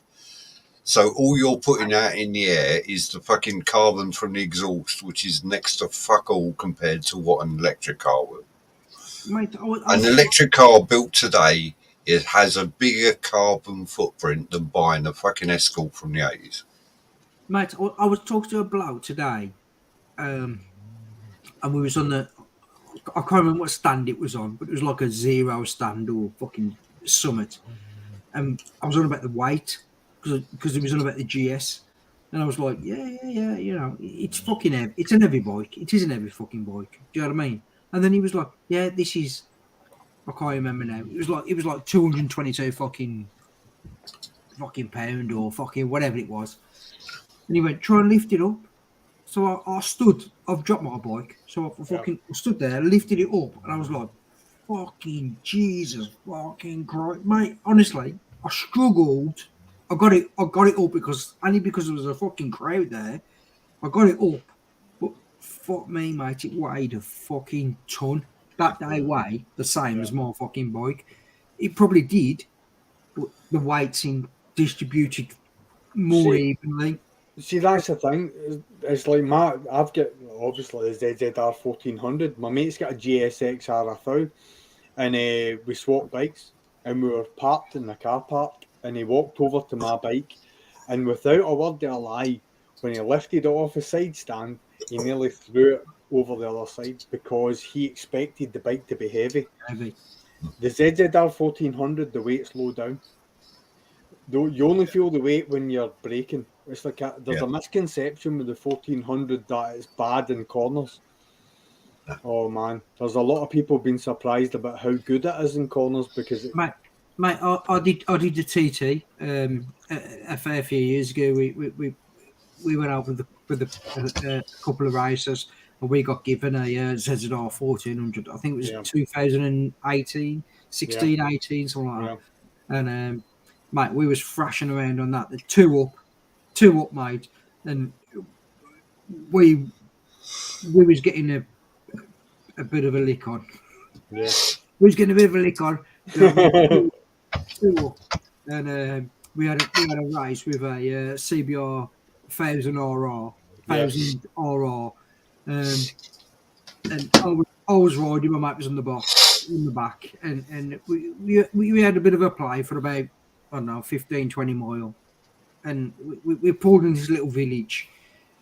And it was, the bloke pulled in front of, overtook me in this little 30 mile an hour bit, pulled in to say, can you pull over? We pulled in, we had a bit of a chat. Like, he was just like, mate, I couldn't fucking. I was struggling to keep up with you. Yeah. And I was like, mate, I says, I wasn't even pushing that, like, you know what I mean? I was riding it quick, you know what I mean? I wasn't hanging about, like, you know what I mean? I wasn't on the limit at all. I was probably, 75%. And I was like, mate, I wasn't even fucking pushing it. And that ZR 1400, mate, 2 up, mate, we was batting on as well. Yeah. You know what I mean? We were hanging about. But this 1000cc lad, he was just like, mate, he goes, I was fucking struggling to keep on your arse end, and you 2 up. And I was just like, mate, it's a fucking phenomenal bike. I would seriously, if it were for the positioning, because I broke my wrist, I can't bend my wrist. So I can't sit, I can't ride with. Well, I can't ride because I can't bend my wrist back because I got pinned and plated. So I can't bend my wrist back. So I can't ride that type of sports touring bike. I've got to be sat up with my wrists flat because I can't bend them back properly. Yeah. But mate, that ZZR 1400, mate, it was like a fucking rocket ship, mate. You put that in fucking what's it called? The start mode where you, launch control, yeah. Mate, it's like a fucking rocket. Yeah. Go wheelie, mate. It just bounces along the floor like that, mate. Mate, and he was on a CBR 1000, mate. We set off, 2 of us, all fucked off. I forgot Liam was on the back at one point. I was doing these fucking things like this. And the next thing he's like, hitting me. I was like, fuck, I forgot you was there.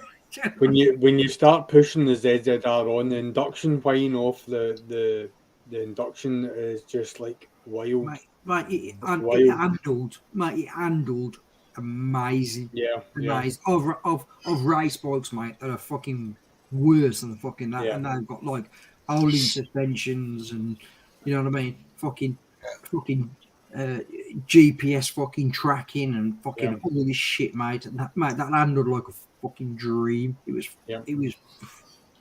a well balanced bike. It's balanced perfectly, and you can tell where it's come from. Kawasaki. It's come from the racing line.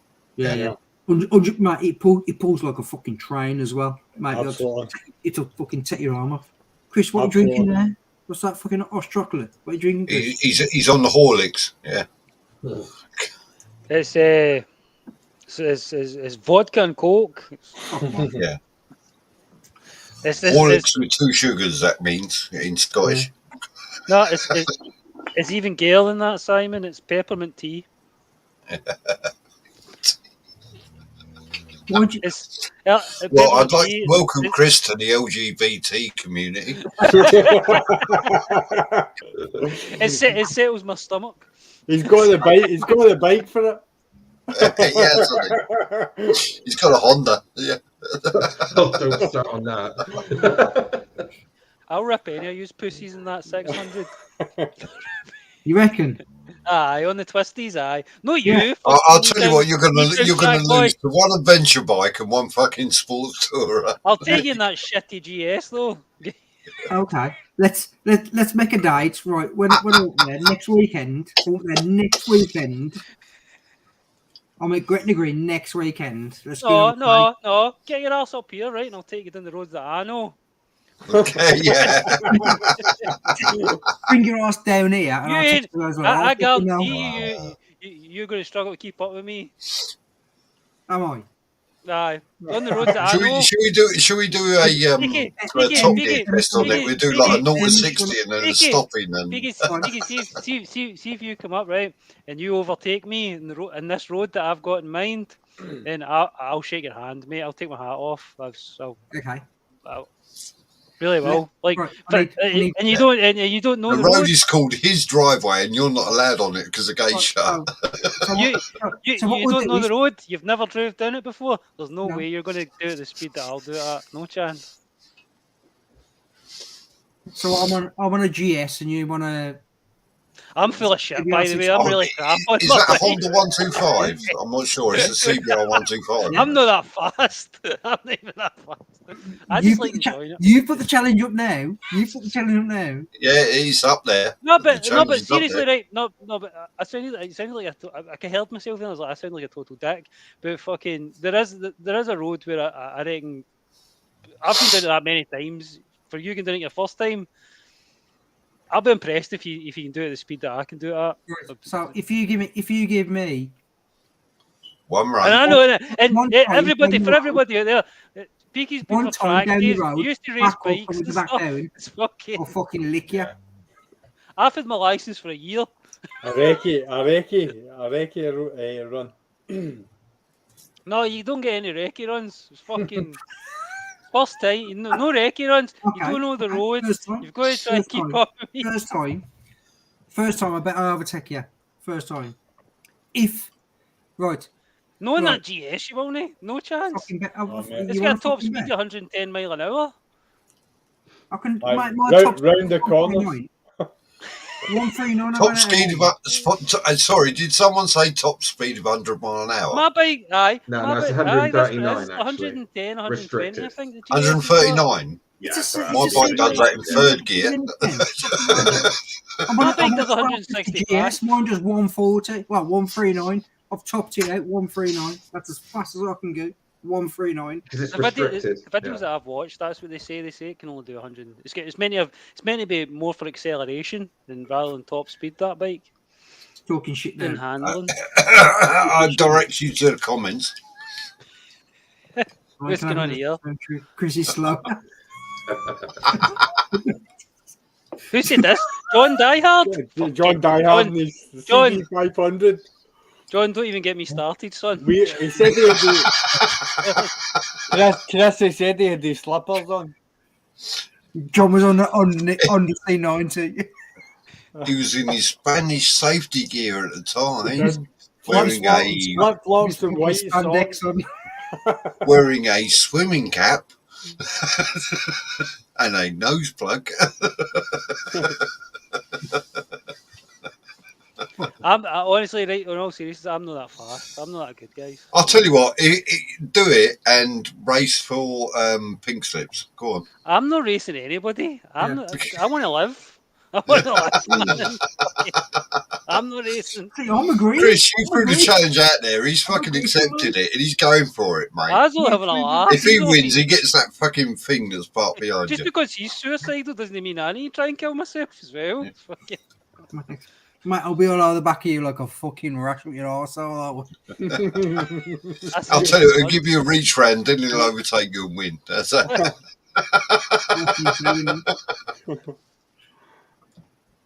Mate, as soon as that red mist comes down, mate, it's fucking race mode. It's fucking race mode. It's not called red mist, it's called focus. Chris, that's what it's called, fucking anger. Chris, you've ridden with Grahams. How good's Grahams at riding? Aye.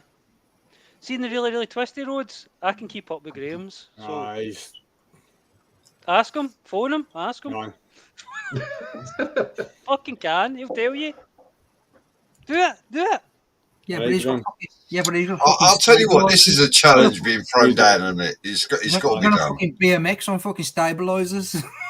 What's that? He's on a fucking BMX and stabilizers. He told you to say that? Right, okay. Right, mate. Okay, no more. Right, love you too. He's a great actor, isn't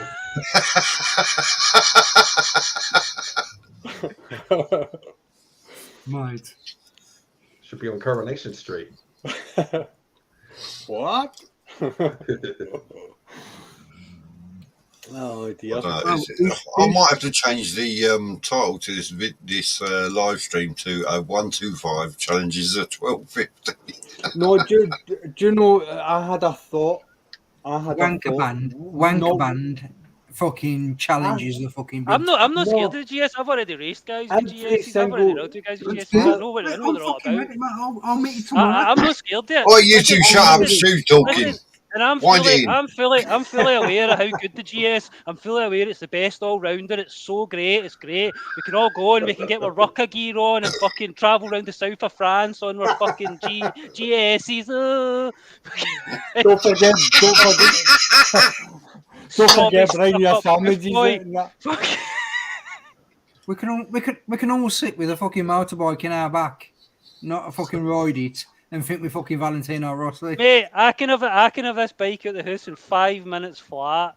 5 minutes flat it takes me to get this bike out of here. Yeah, but it takes you fucking 20 minutes to get your fucking levers on, you fat cunt.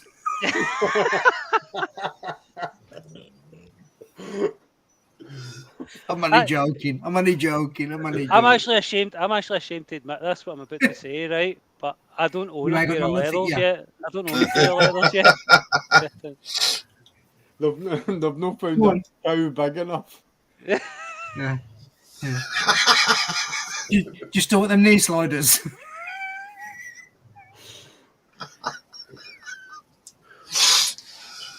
Oh, fucking hell. Exercises like that. Finished? What the fuck have I got myself into here? Oh, dear. It sounds like another challenge. A motovlog challenge. To be fair, Chris, man, I'd like to come up and have a ride. Do you know what I mean? And do you know it'd be a good motovlog challenge, right? Now, hear me out. Go on. Rev Bomb now loves the Lex Moto. Right, we're all down at this motovlogger meetup. Get him to get a Lex Moto, and we all ride it point to point, and the fastest time wins the bike. Yeah. No one will want it. No, I know, but you'd hand it back. What would you want with a fucking 125 quid bike? Come on. Do you know what I mean? Just to thrash the fuck out of it. That's it's a 125. I could always set fire to it. I think honestly, I would probably knee down the first corner and just fucking throw it into a field. Just like stand up. Right, boy, that's me done now. Time you say, Owen, I'd do the lap, and then on the way back, I'd just pop a wheelie, like 3/4 of a mile, so it fucking burns the fuck out the gearbox. I can know the oil sitting in the back. There's no oil in the fucking gearbox. He was like, I don't know what happened. I don't know. Why's the gearbox fucked? I don't know, mate. I go wasn't no oil in the engine. I don't know, mate. 125 Lex Moto. It's a Lex Moto. Yeah. Lexi's fucking gearbox fucking chocolate engine.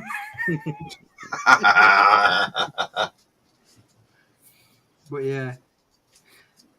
yeah, Chris, honestly, mate, I'd love to come up and have a blast out with you, mate. Honestly. No, we will. Really will. Honestly, mate, get that bike out, because that's fucking pristine. That fucking thing next to you, mate. Nice, mine looks like it's been dragged through a fucking puddle. Nice, man. It isn't bad that he's a good lad as well. That's a good thing about it. I take care of my bike. Man, he's all right. You know what I mean? Yeah, he's fucking bad, man. He's got his head screwed on.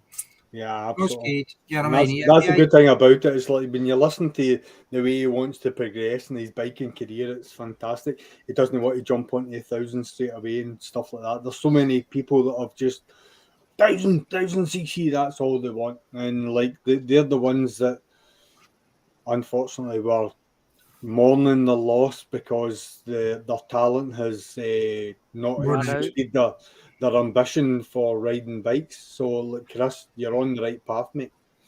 So, mate, like I say, I said it a couple of weeks ago, mate. Progress, get from a 600 to a 750, 750 to 1,000. We had this discussion last week. I ride within my comfort zone. That's what I do. If I'm out, that's the best thing. That's the best thing.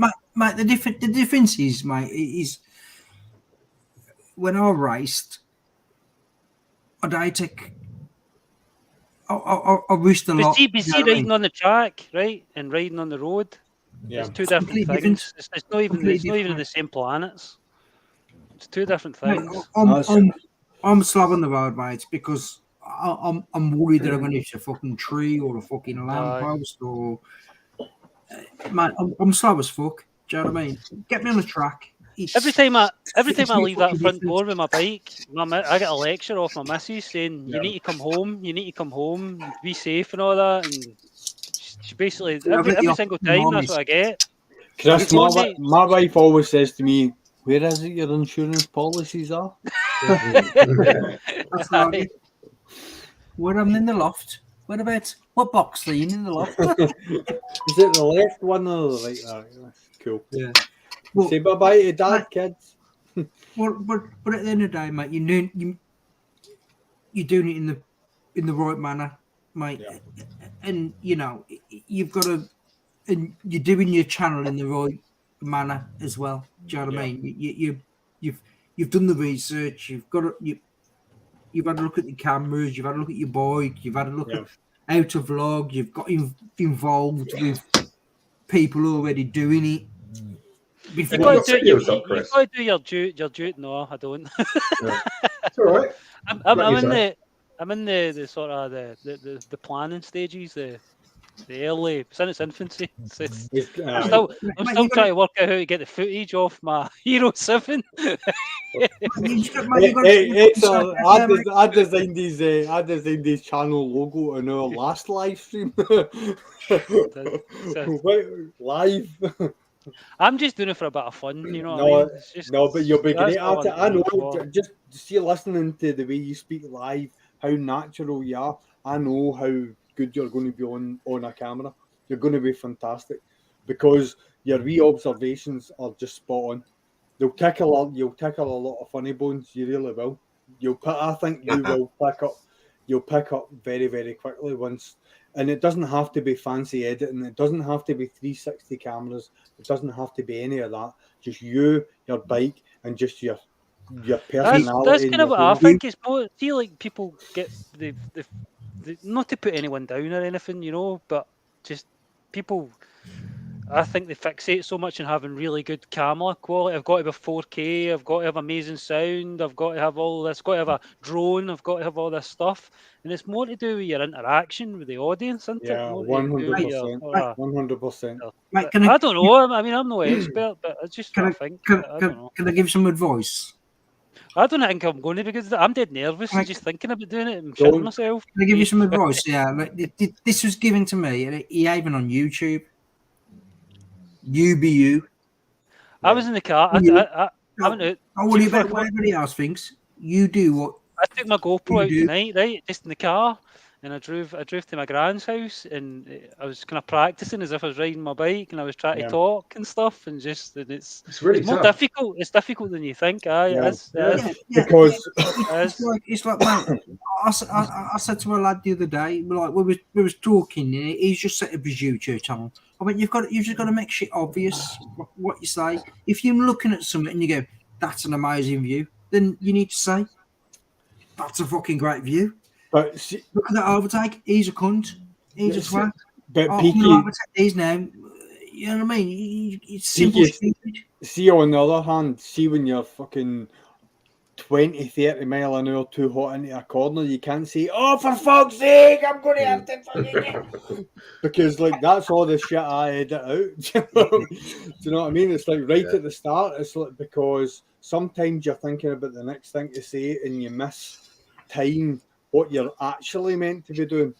I think once you'll get to a stage where you'll know when to talk, when not to talk, because things become a wee bit technical, or you'll know I'm coming up to traffic lights. Why the hell would I want to talk now? Because I'm going to stop.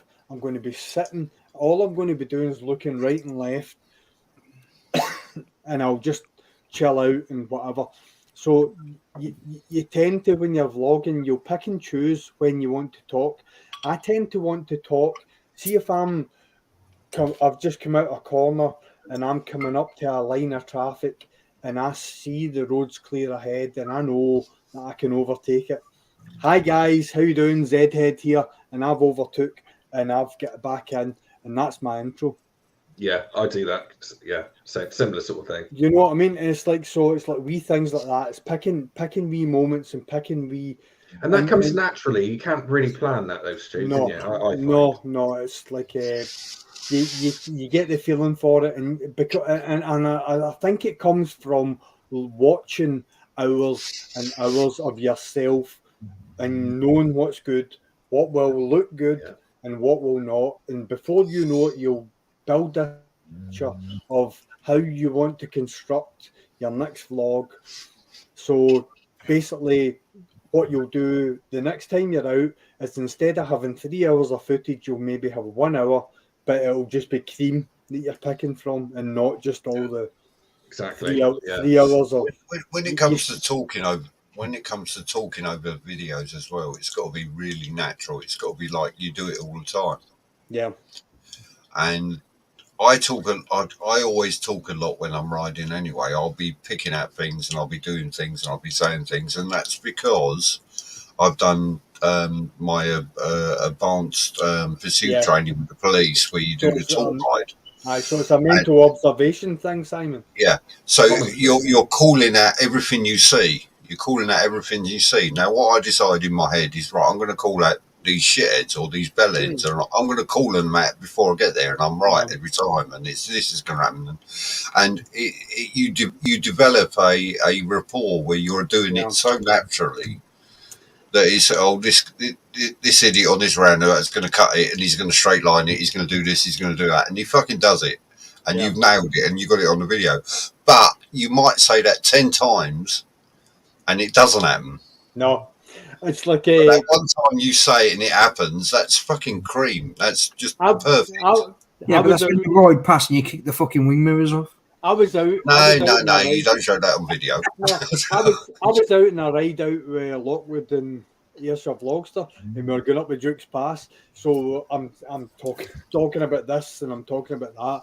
And there's a lock in the left hand side, and there's this. Oh, look at that! Oh, nice arse, and like just moved on. But just the way I caught it on camera, it was this slow motion, just perfect little honey. Oh, look at her! I bet she's built for comfort, not speed. As you go past, So I'm terrible for that. Zed, I on the back of that.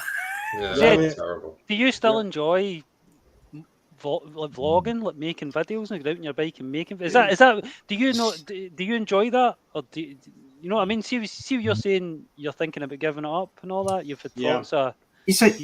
Do you not want to do motovlogging anymore, or is it the bike that you don't like? It's a bike thing.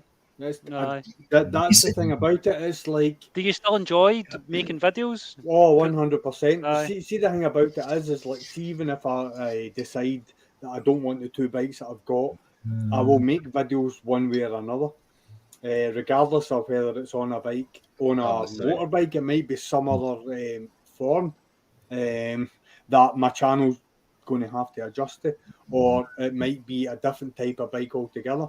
It's not the whole process of making videos. It's nothing to do with motovlogging or anything like that. It's just the fact that I'm at a stage where, like, I want to try and make you understand that every time I got on my ZZR, I've got BMW M3s, I've got Audi S4s, I've got like Volkswagen R32s. Every single one of them is race. I can't be arsed with it. Cannot be bothered with it. Aye, that's just you. Like me and Picket, I was just having a bit of a laugh with Picket when I was saying, I'll pump me my bike and stuff, right? But at the same time in my head, I'm thinking, oh God, I'm saying this on a live stream, you know what I mean? People are going to watch this and think we're being serious, but I wasn't being serious. I was just having a laugh. No, everybody understands that. I'm not interested. No, I know. And that's one of the things. It's like, that's not, it's like, I don't want anyone to misunderstand that I don't like riding fast, because that's not the case, because I get as much a buzz out of doing it as anyone else. But for sometimes I just want to chill out. I just want to go for a run.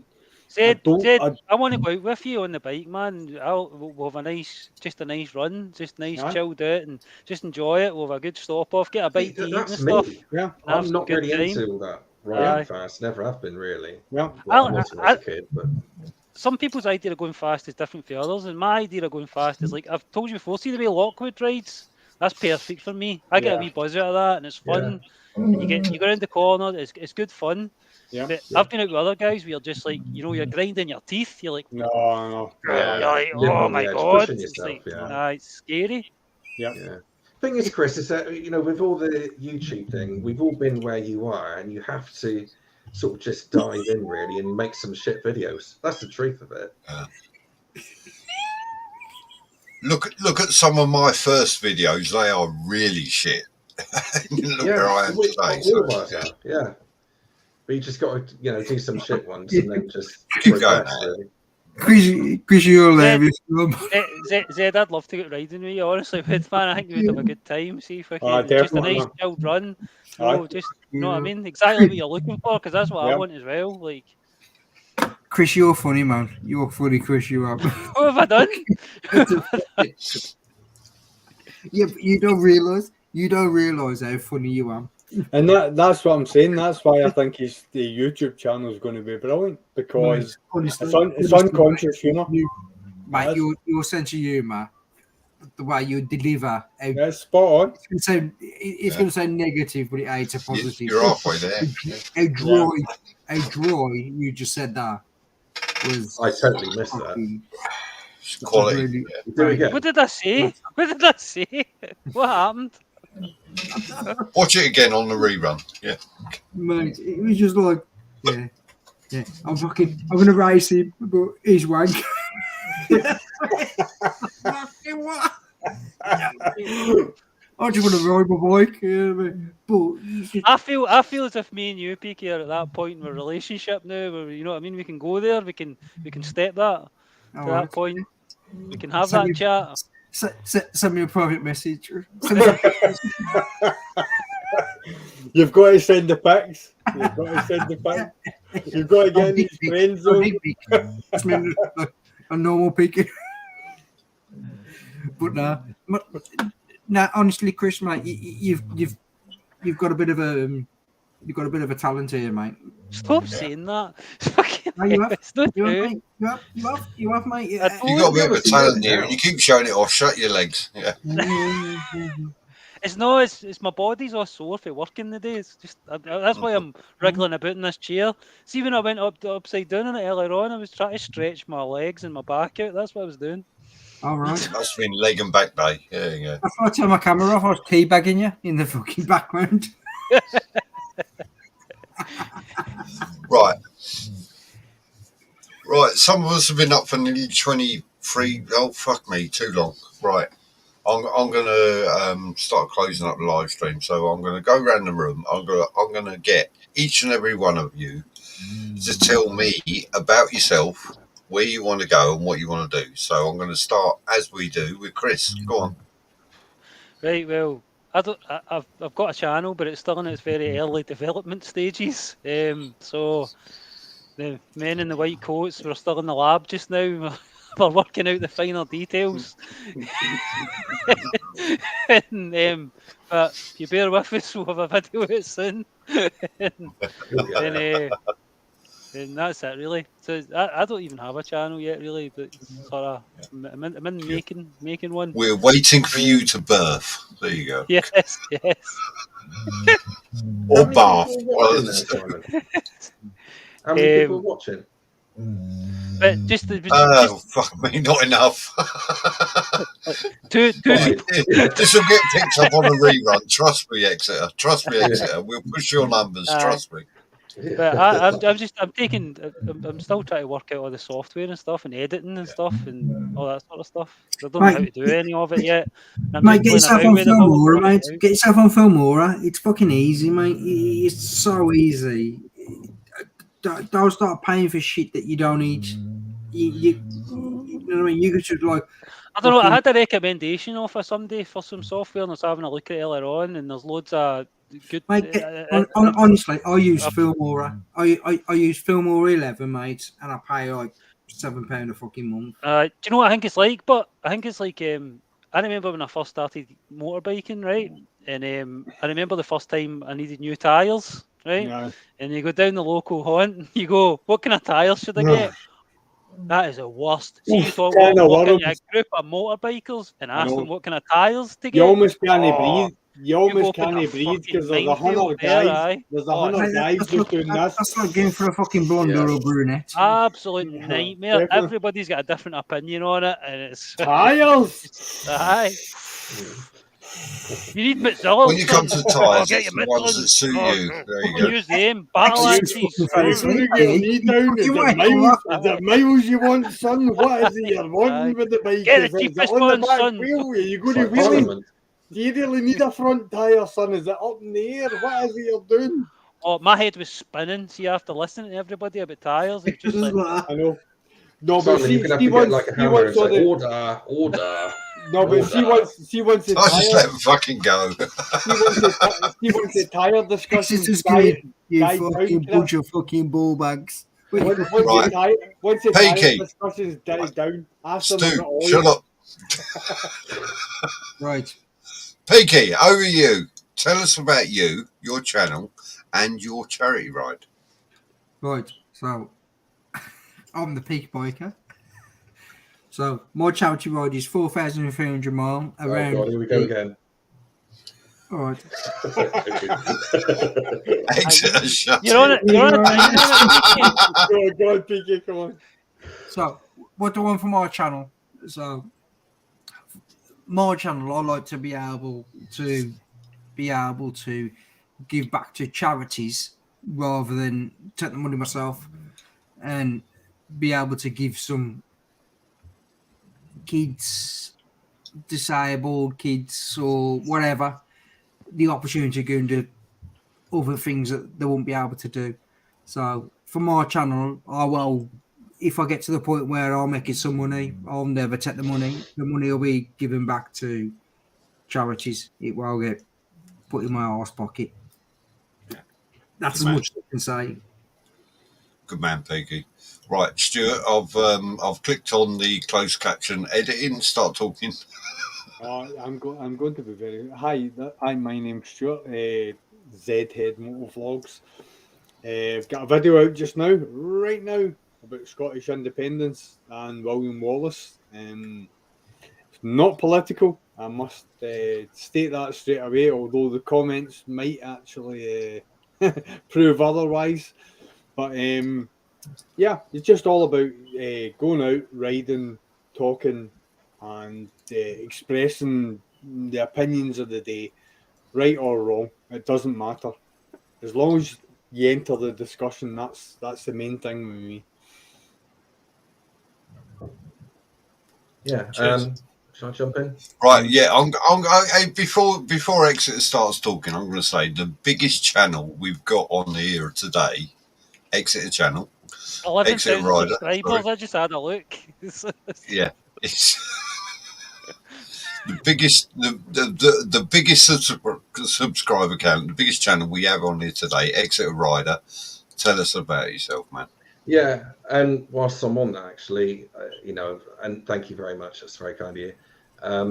But whether you've got 100 subscribers or whatever I've got now, 10,000, then we're all the same size in YouTube terms.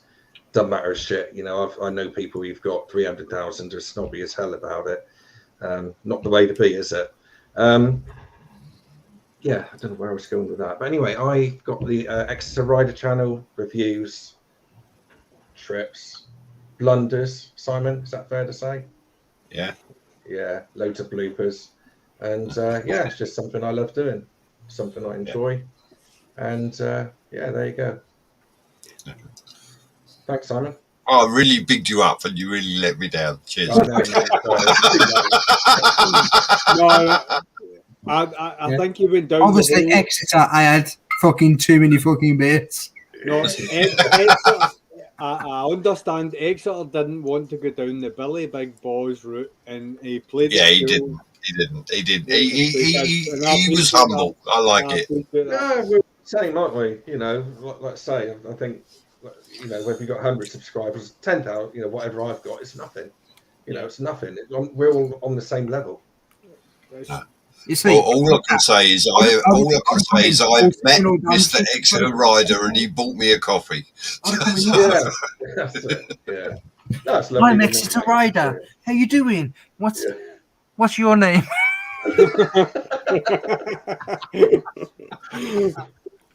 How you doing? Can you see my white teeth? I got white teeth, mate. They're yellow from smoking. Mine are only white because they're fucking false.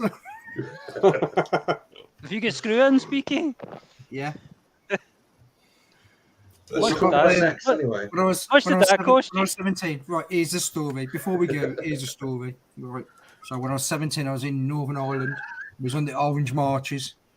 And back in the day, they used to cut the edge off the breeze block. So it was like that. So they could hold the flat of the breeze block where they cut. And they used to smash you in the face as you come through the alleyways. So that's why I've got no front teeth there. So as you walk through the alleyways, there's a smash you in the face with the breeze block. So I've got. You're kidding me on? Did someone knock your teeth out with a breeze block? Fucking hell, so man. I've got like full. So back in the day, I've already had fucking false fucking lips before it got fucking fashionable. So I got false lips, false gums, false teeth. Jeez, So I got smashed in the face with the breeze block when I was like 17 years of age, knocked all my front 4 teeth out. There's a fucking fact for you. Yeah. One quick comment as well. I just want to say thanks to Lover of You as well. Always been really supportive of my channel. Yeah. And I just want to let that one out live. All right, Simon, over to you, mate. Fantastic. Over to me. Oh, you want me to talk about my channel? I just want to thank John Diehard McLean because he's been really supportive of my channel as well. Yeah. Thanks for the stickers, John. Can I just say thank you to my boxers because they've been really supportive to me as well. We're snoring.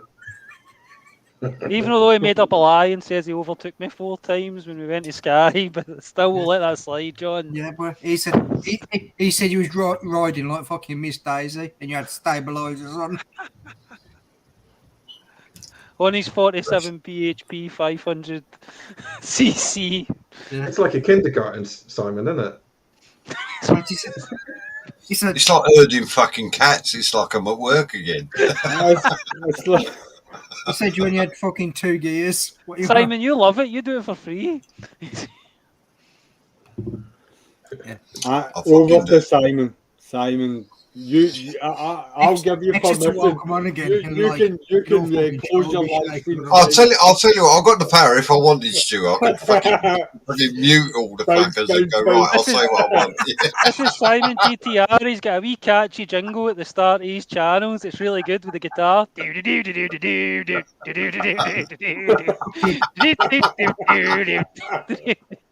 Exeter sat there like fucking so was you going, what the fuck am I doing on these channels? To be honest, I've had 2 whiskies tonight, but you're on a slippery slope, Exeter. You're on a slippery slope with us. You fucking rebel. You fucking rebel. 2 whiskies. Exeter, don't hang around with this lot too much, will you, mate? I know. Yeah. Exeter, 2 whiskies, you're almost Scottish. I'm never coming on again. You'll be fucking wearing a fucking kilt. You're going to fucking headbutting people soon.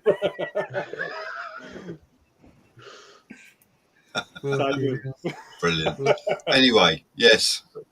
I am Simon GTR 1400. I ride the Kawasaki GTR 1400. I blog shit, talk shit, and I run shitty live streams.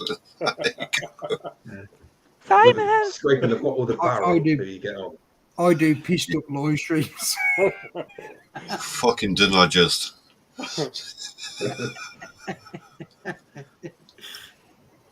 Right. And I don't know. I'll tell you what, guys, you really cheered me up tonight. I've had a shitty week, but thank you. I mean that. Can I just say, on behalf of your guests, thanks for having us, Simon. I know it's been a tough week, and I hope that we've just as you said, we've cheered you up just that wee bit, and that's one of the main things about this whole sort of That's why we're all in this. It's like every single one of us, there's a common goal. We might laugh and we might joke, but we all care about each other, and we all care about each other's the way we're feeling. So if we've cheered you up on a difficult week, that's a big thing. It really is. You have. And Chris is even offering me a hug, but so's the bike. Aye, that's it. I heart you. I heart you, Simon.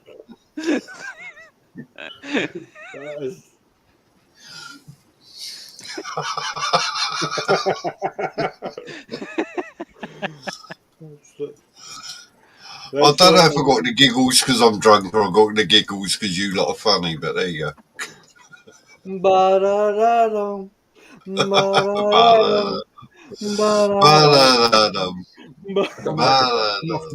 Looking from a window above. Simon, keep up the good fight, brother. And I always will. I'm never going to stop. Trust me. Never going to stop. It's good Keep to doing see it. you. Look after you yourself. start sharing some people's channels because you're fucking massive. Simon, your fucking eyes, you mate. need to stop slagging sports bikes, mate. See if you want to get anywhere in this world, you need to stop slagging sports bikes. Sports bikes with fucking stabilizers on them. That's what you need to start doing. Oh, hydrogen. Fuck off these guys. This guy here in his GS, he's fucking south of France, fucking rocker gear, fucking. The only thing I like about tonight is the only one on a Me Too. He's the only one on the Me Too. I got a GSA. What have you got? Oh, I've got one too. Yeah. Oh, me too. Yeah, but the difference is I can ride the fucker. That's the difference. You know what I mean? All these fuckers are riding around like the fucking Miss Daisies. You know what I mean? You know, all the fucking rucker stuff. You know what I mean? They'll ride in the rain. They'll ride in this. They'll ride in that. Right. My bike goes through it. I ride all weathers. You know what I mean?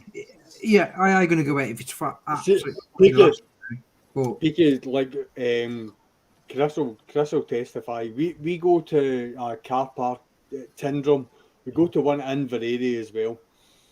You're the type of guy that will rock up there with your gear absolutely fucking bogging, hanging, the whole bike hanging, but your tyres will be scrubbed the hell out, and you'll stand and you'll chill out, you'll have your coffee, and you'll just go, and everyone will be like, "Do you see his bike? Look how fucking stay." And look, Norman will be standing.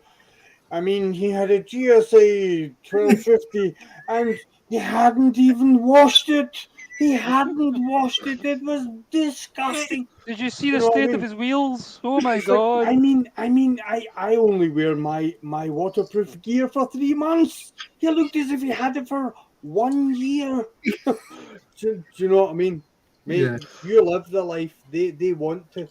That's the point. Well, at the end of the day, mate, it's like you know, it's like that stuff like when you book your bike in for a service and all the rest of it. You know what I mean? Like so I put my bike in. I've owned it from new 10 months, and I booked it in 3 days ago for its 40. Well, it should be 16,000 mile service, but I'm on 14,900. So I was like, let's just get it booked in because there's going to be a waiting list. So I was like, right, let's just fucking book it in. So I went in, rode my bike up there. The bloke was like, mate, you've had it like 10 months. Are you sure you've not done 1,400 mile? You know, you look at somebody, you know, you're like, do you think I'm fucking stupid? You know what I mean? So I give him the keys. I went, go and check the fucking speedometer, mate. I went, fucking crack on. Give him the keys. Off he went, come back. And he was like, fucking hell, mate. Fucking hell. Yeah. You know, I was just like, man, I ride the bike. I ride the bike because I enjoy riding the bike. But that's what it's there for. It's my release at the same time. They're not museum pieces. They are there to be ridden. Yeah, mate. If it breaks down, it fucking breaks down. If it breaks, it fucking breaks. I'll deal with that. When it comes at that point, I'll fucking deal with it. you know, in 4 years' time, mate, I'm going to ride to Australia in 4 years' time. Don't let this fool you, by the way. I've done 16,000 miles in 1.5 summers on this bike. Never rode in the winter. Yeah, you realise 1.5 summers is 2 years. Aye, no, but I didn't ride it the winter time. See, as soon as the grit hits the road, I'm off the road. Yeah, but That's true. In Scotland, you've only got two months of summer every year, haven't you? He's opened the door and left it on the fucking paddock stand. He's got like 7,000 mile on the fucking paddock stand. He's got a bag wheel on a treadmill. Picket, I know you're a good rider, right? I reckon you'll be surprised at my riding. That's all I'm saying. That's all I'm saying. I ain't knocking your riding. I reckon you'll be surprised. I believe you're a good rider. I believe that. What I'm saying is, that boy can't move for fucking weeks. He wears. Anyway. Sprocket Rocket wears crotchless leather chaps. Listen, you don't have a name. You don't have a name. You don't have a name like Sprocket Rocket and ride like a pussy, right?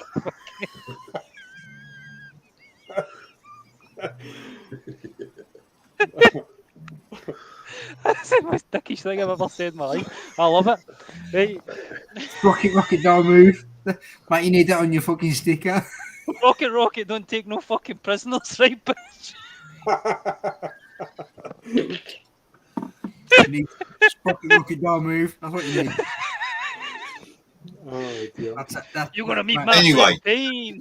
Children, bedtime. Right, Simon. Sorry, Simon. Mate, Simon, what you got on your computer there? What's that? What's that on your computer? What's that? That is the NFL app that allows you to watch all the games for the NFL. NFL.com. So I'm a big. You didn't know I'm a big Eagles fan. Oh, Simon, I meant to say, you man, see that video you put up where you go looking at the alligators, and it's the full, and I can sit in my telly and I can flick round and fucking look for alligators as well. Mate, that was brilliant. That was so good. I sat with the missus for ages, fucking sitting there looking at it. It was great. X is fucking laid back like he's fucking shot the fuck. I reckon his missus is giving him a blowjob, wouldn't he? There. No, it's a whiskey. It's a whiskey. It's what happened since 2008, mate. The whiskey's a fit. Fuck you, lot. Yeah. No, the whiskey's my missus ain't give me a blowjob since I fucking married her. Never do it. All right. Anyway, on that note. I'd say fucking divorce that. Okay, what? Straight away. She might start sucking it again. Yeah. Wouldn't have a fucking choice. Simon's dying for a blowjob, man. He's mentioned it about 30 times tonight. He really, really wants one bad, and I know how he feels. Right. His missus will be like, I'll show you. You're like, please, can I have a blowjob? Please. We've all done that, Chris. And what do they say? They go, no, that dirty thing, no. I'm not putting that anywhere near. That's it. And then all of a sudden, out of nowhere, a fucking. This has got to be the longest goodbye ever since fucking Red Bull, hasn't it? That's where you pee out of, you disgusting boy. No, that's the holiest of holies. We're not doing that. Right. We're going to bed. Good night. Thank you. Good night. Take care, guys. Look after yourself. I'll see you soon. Adios. All the best, buddy.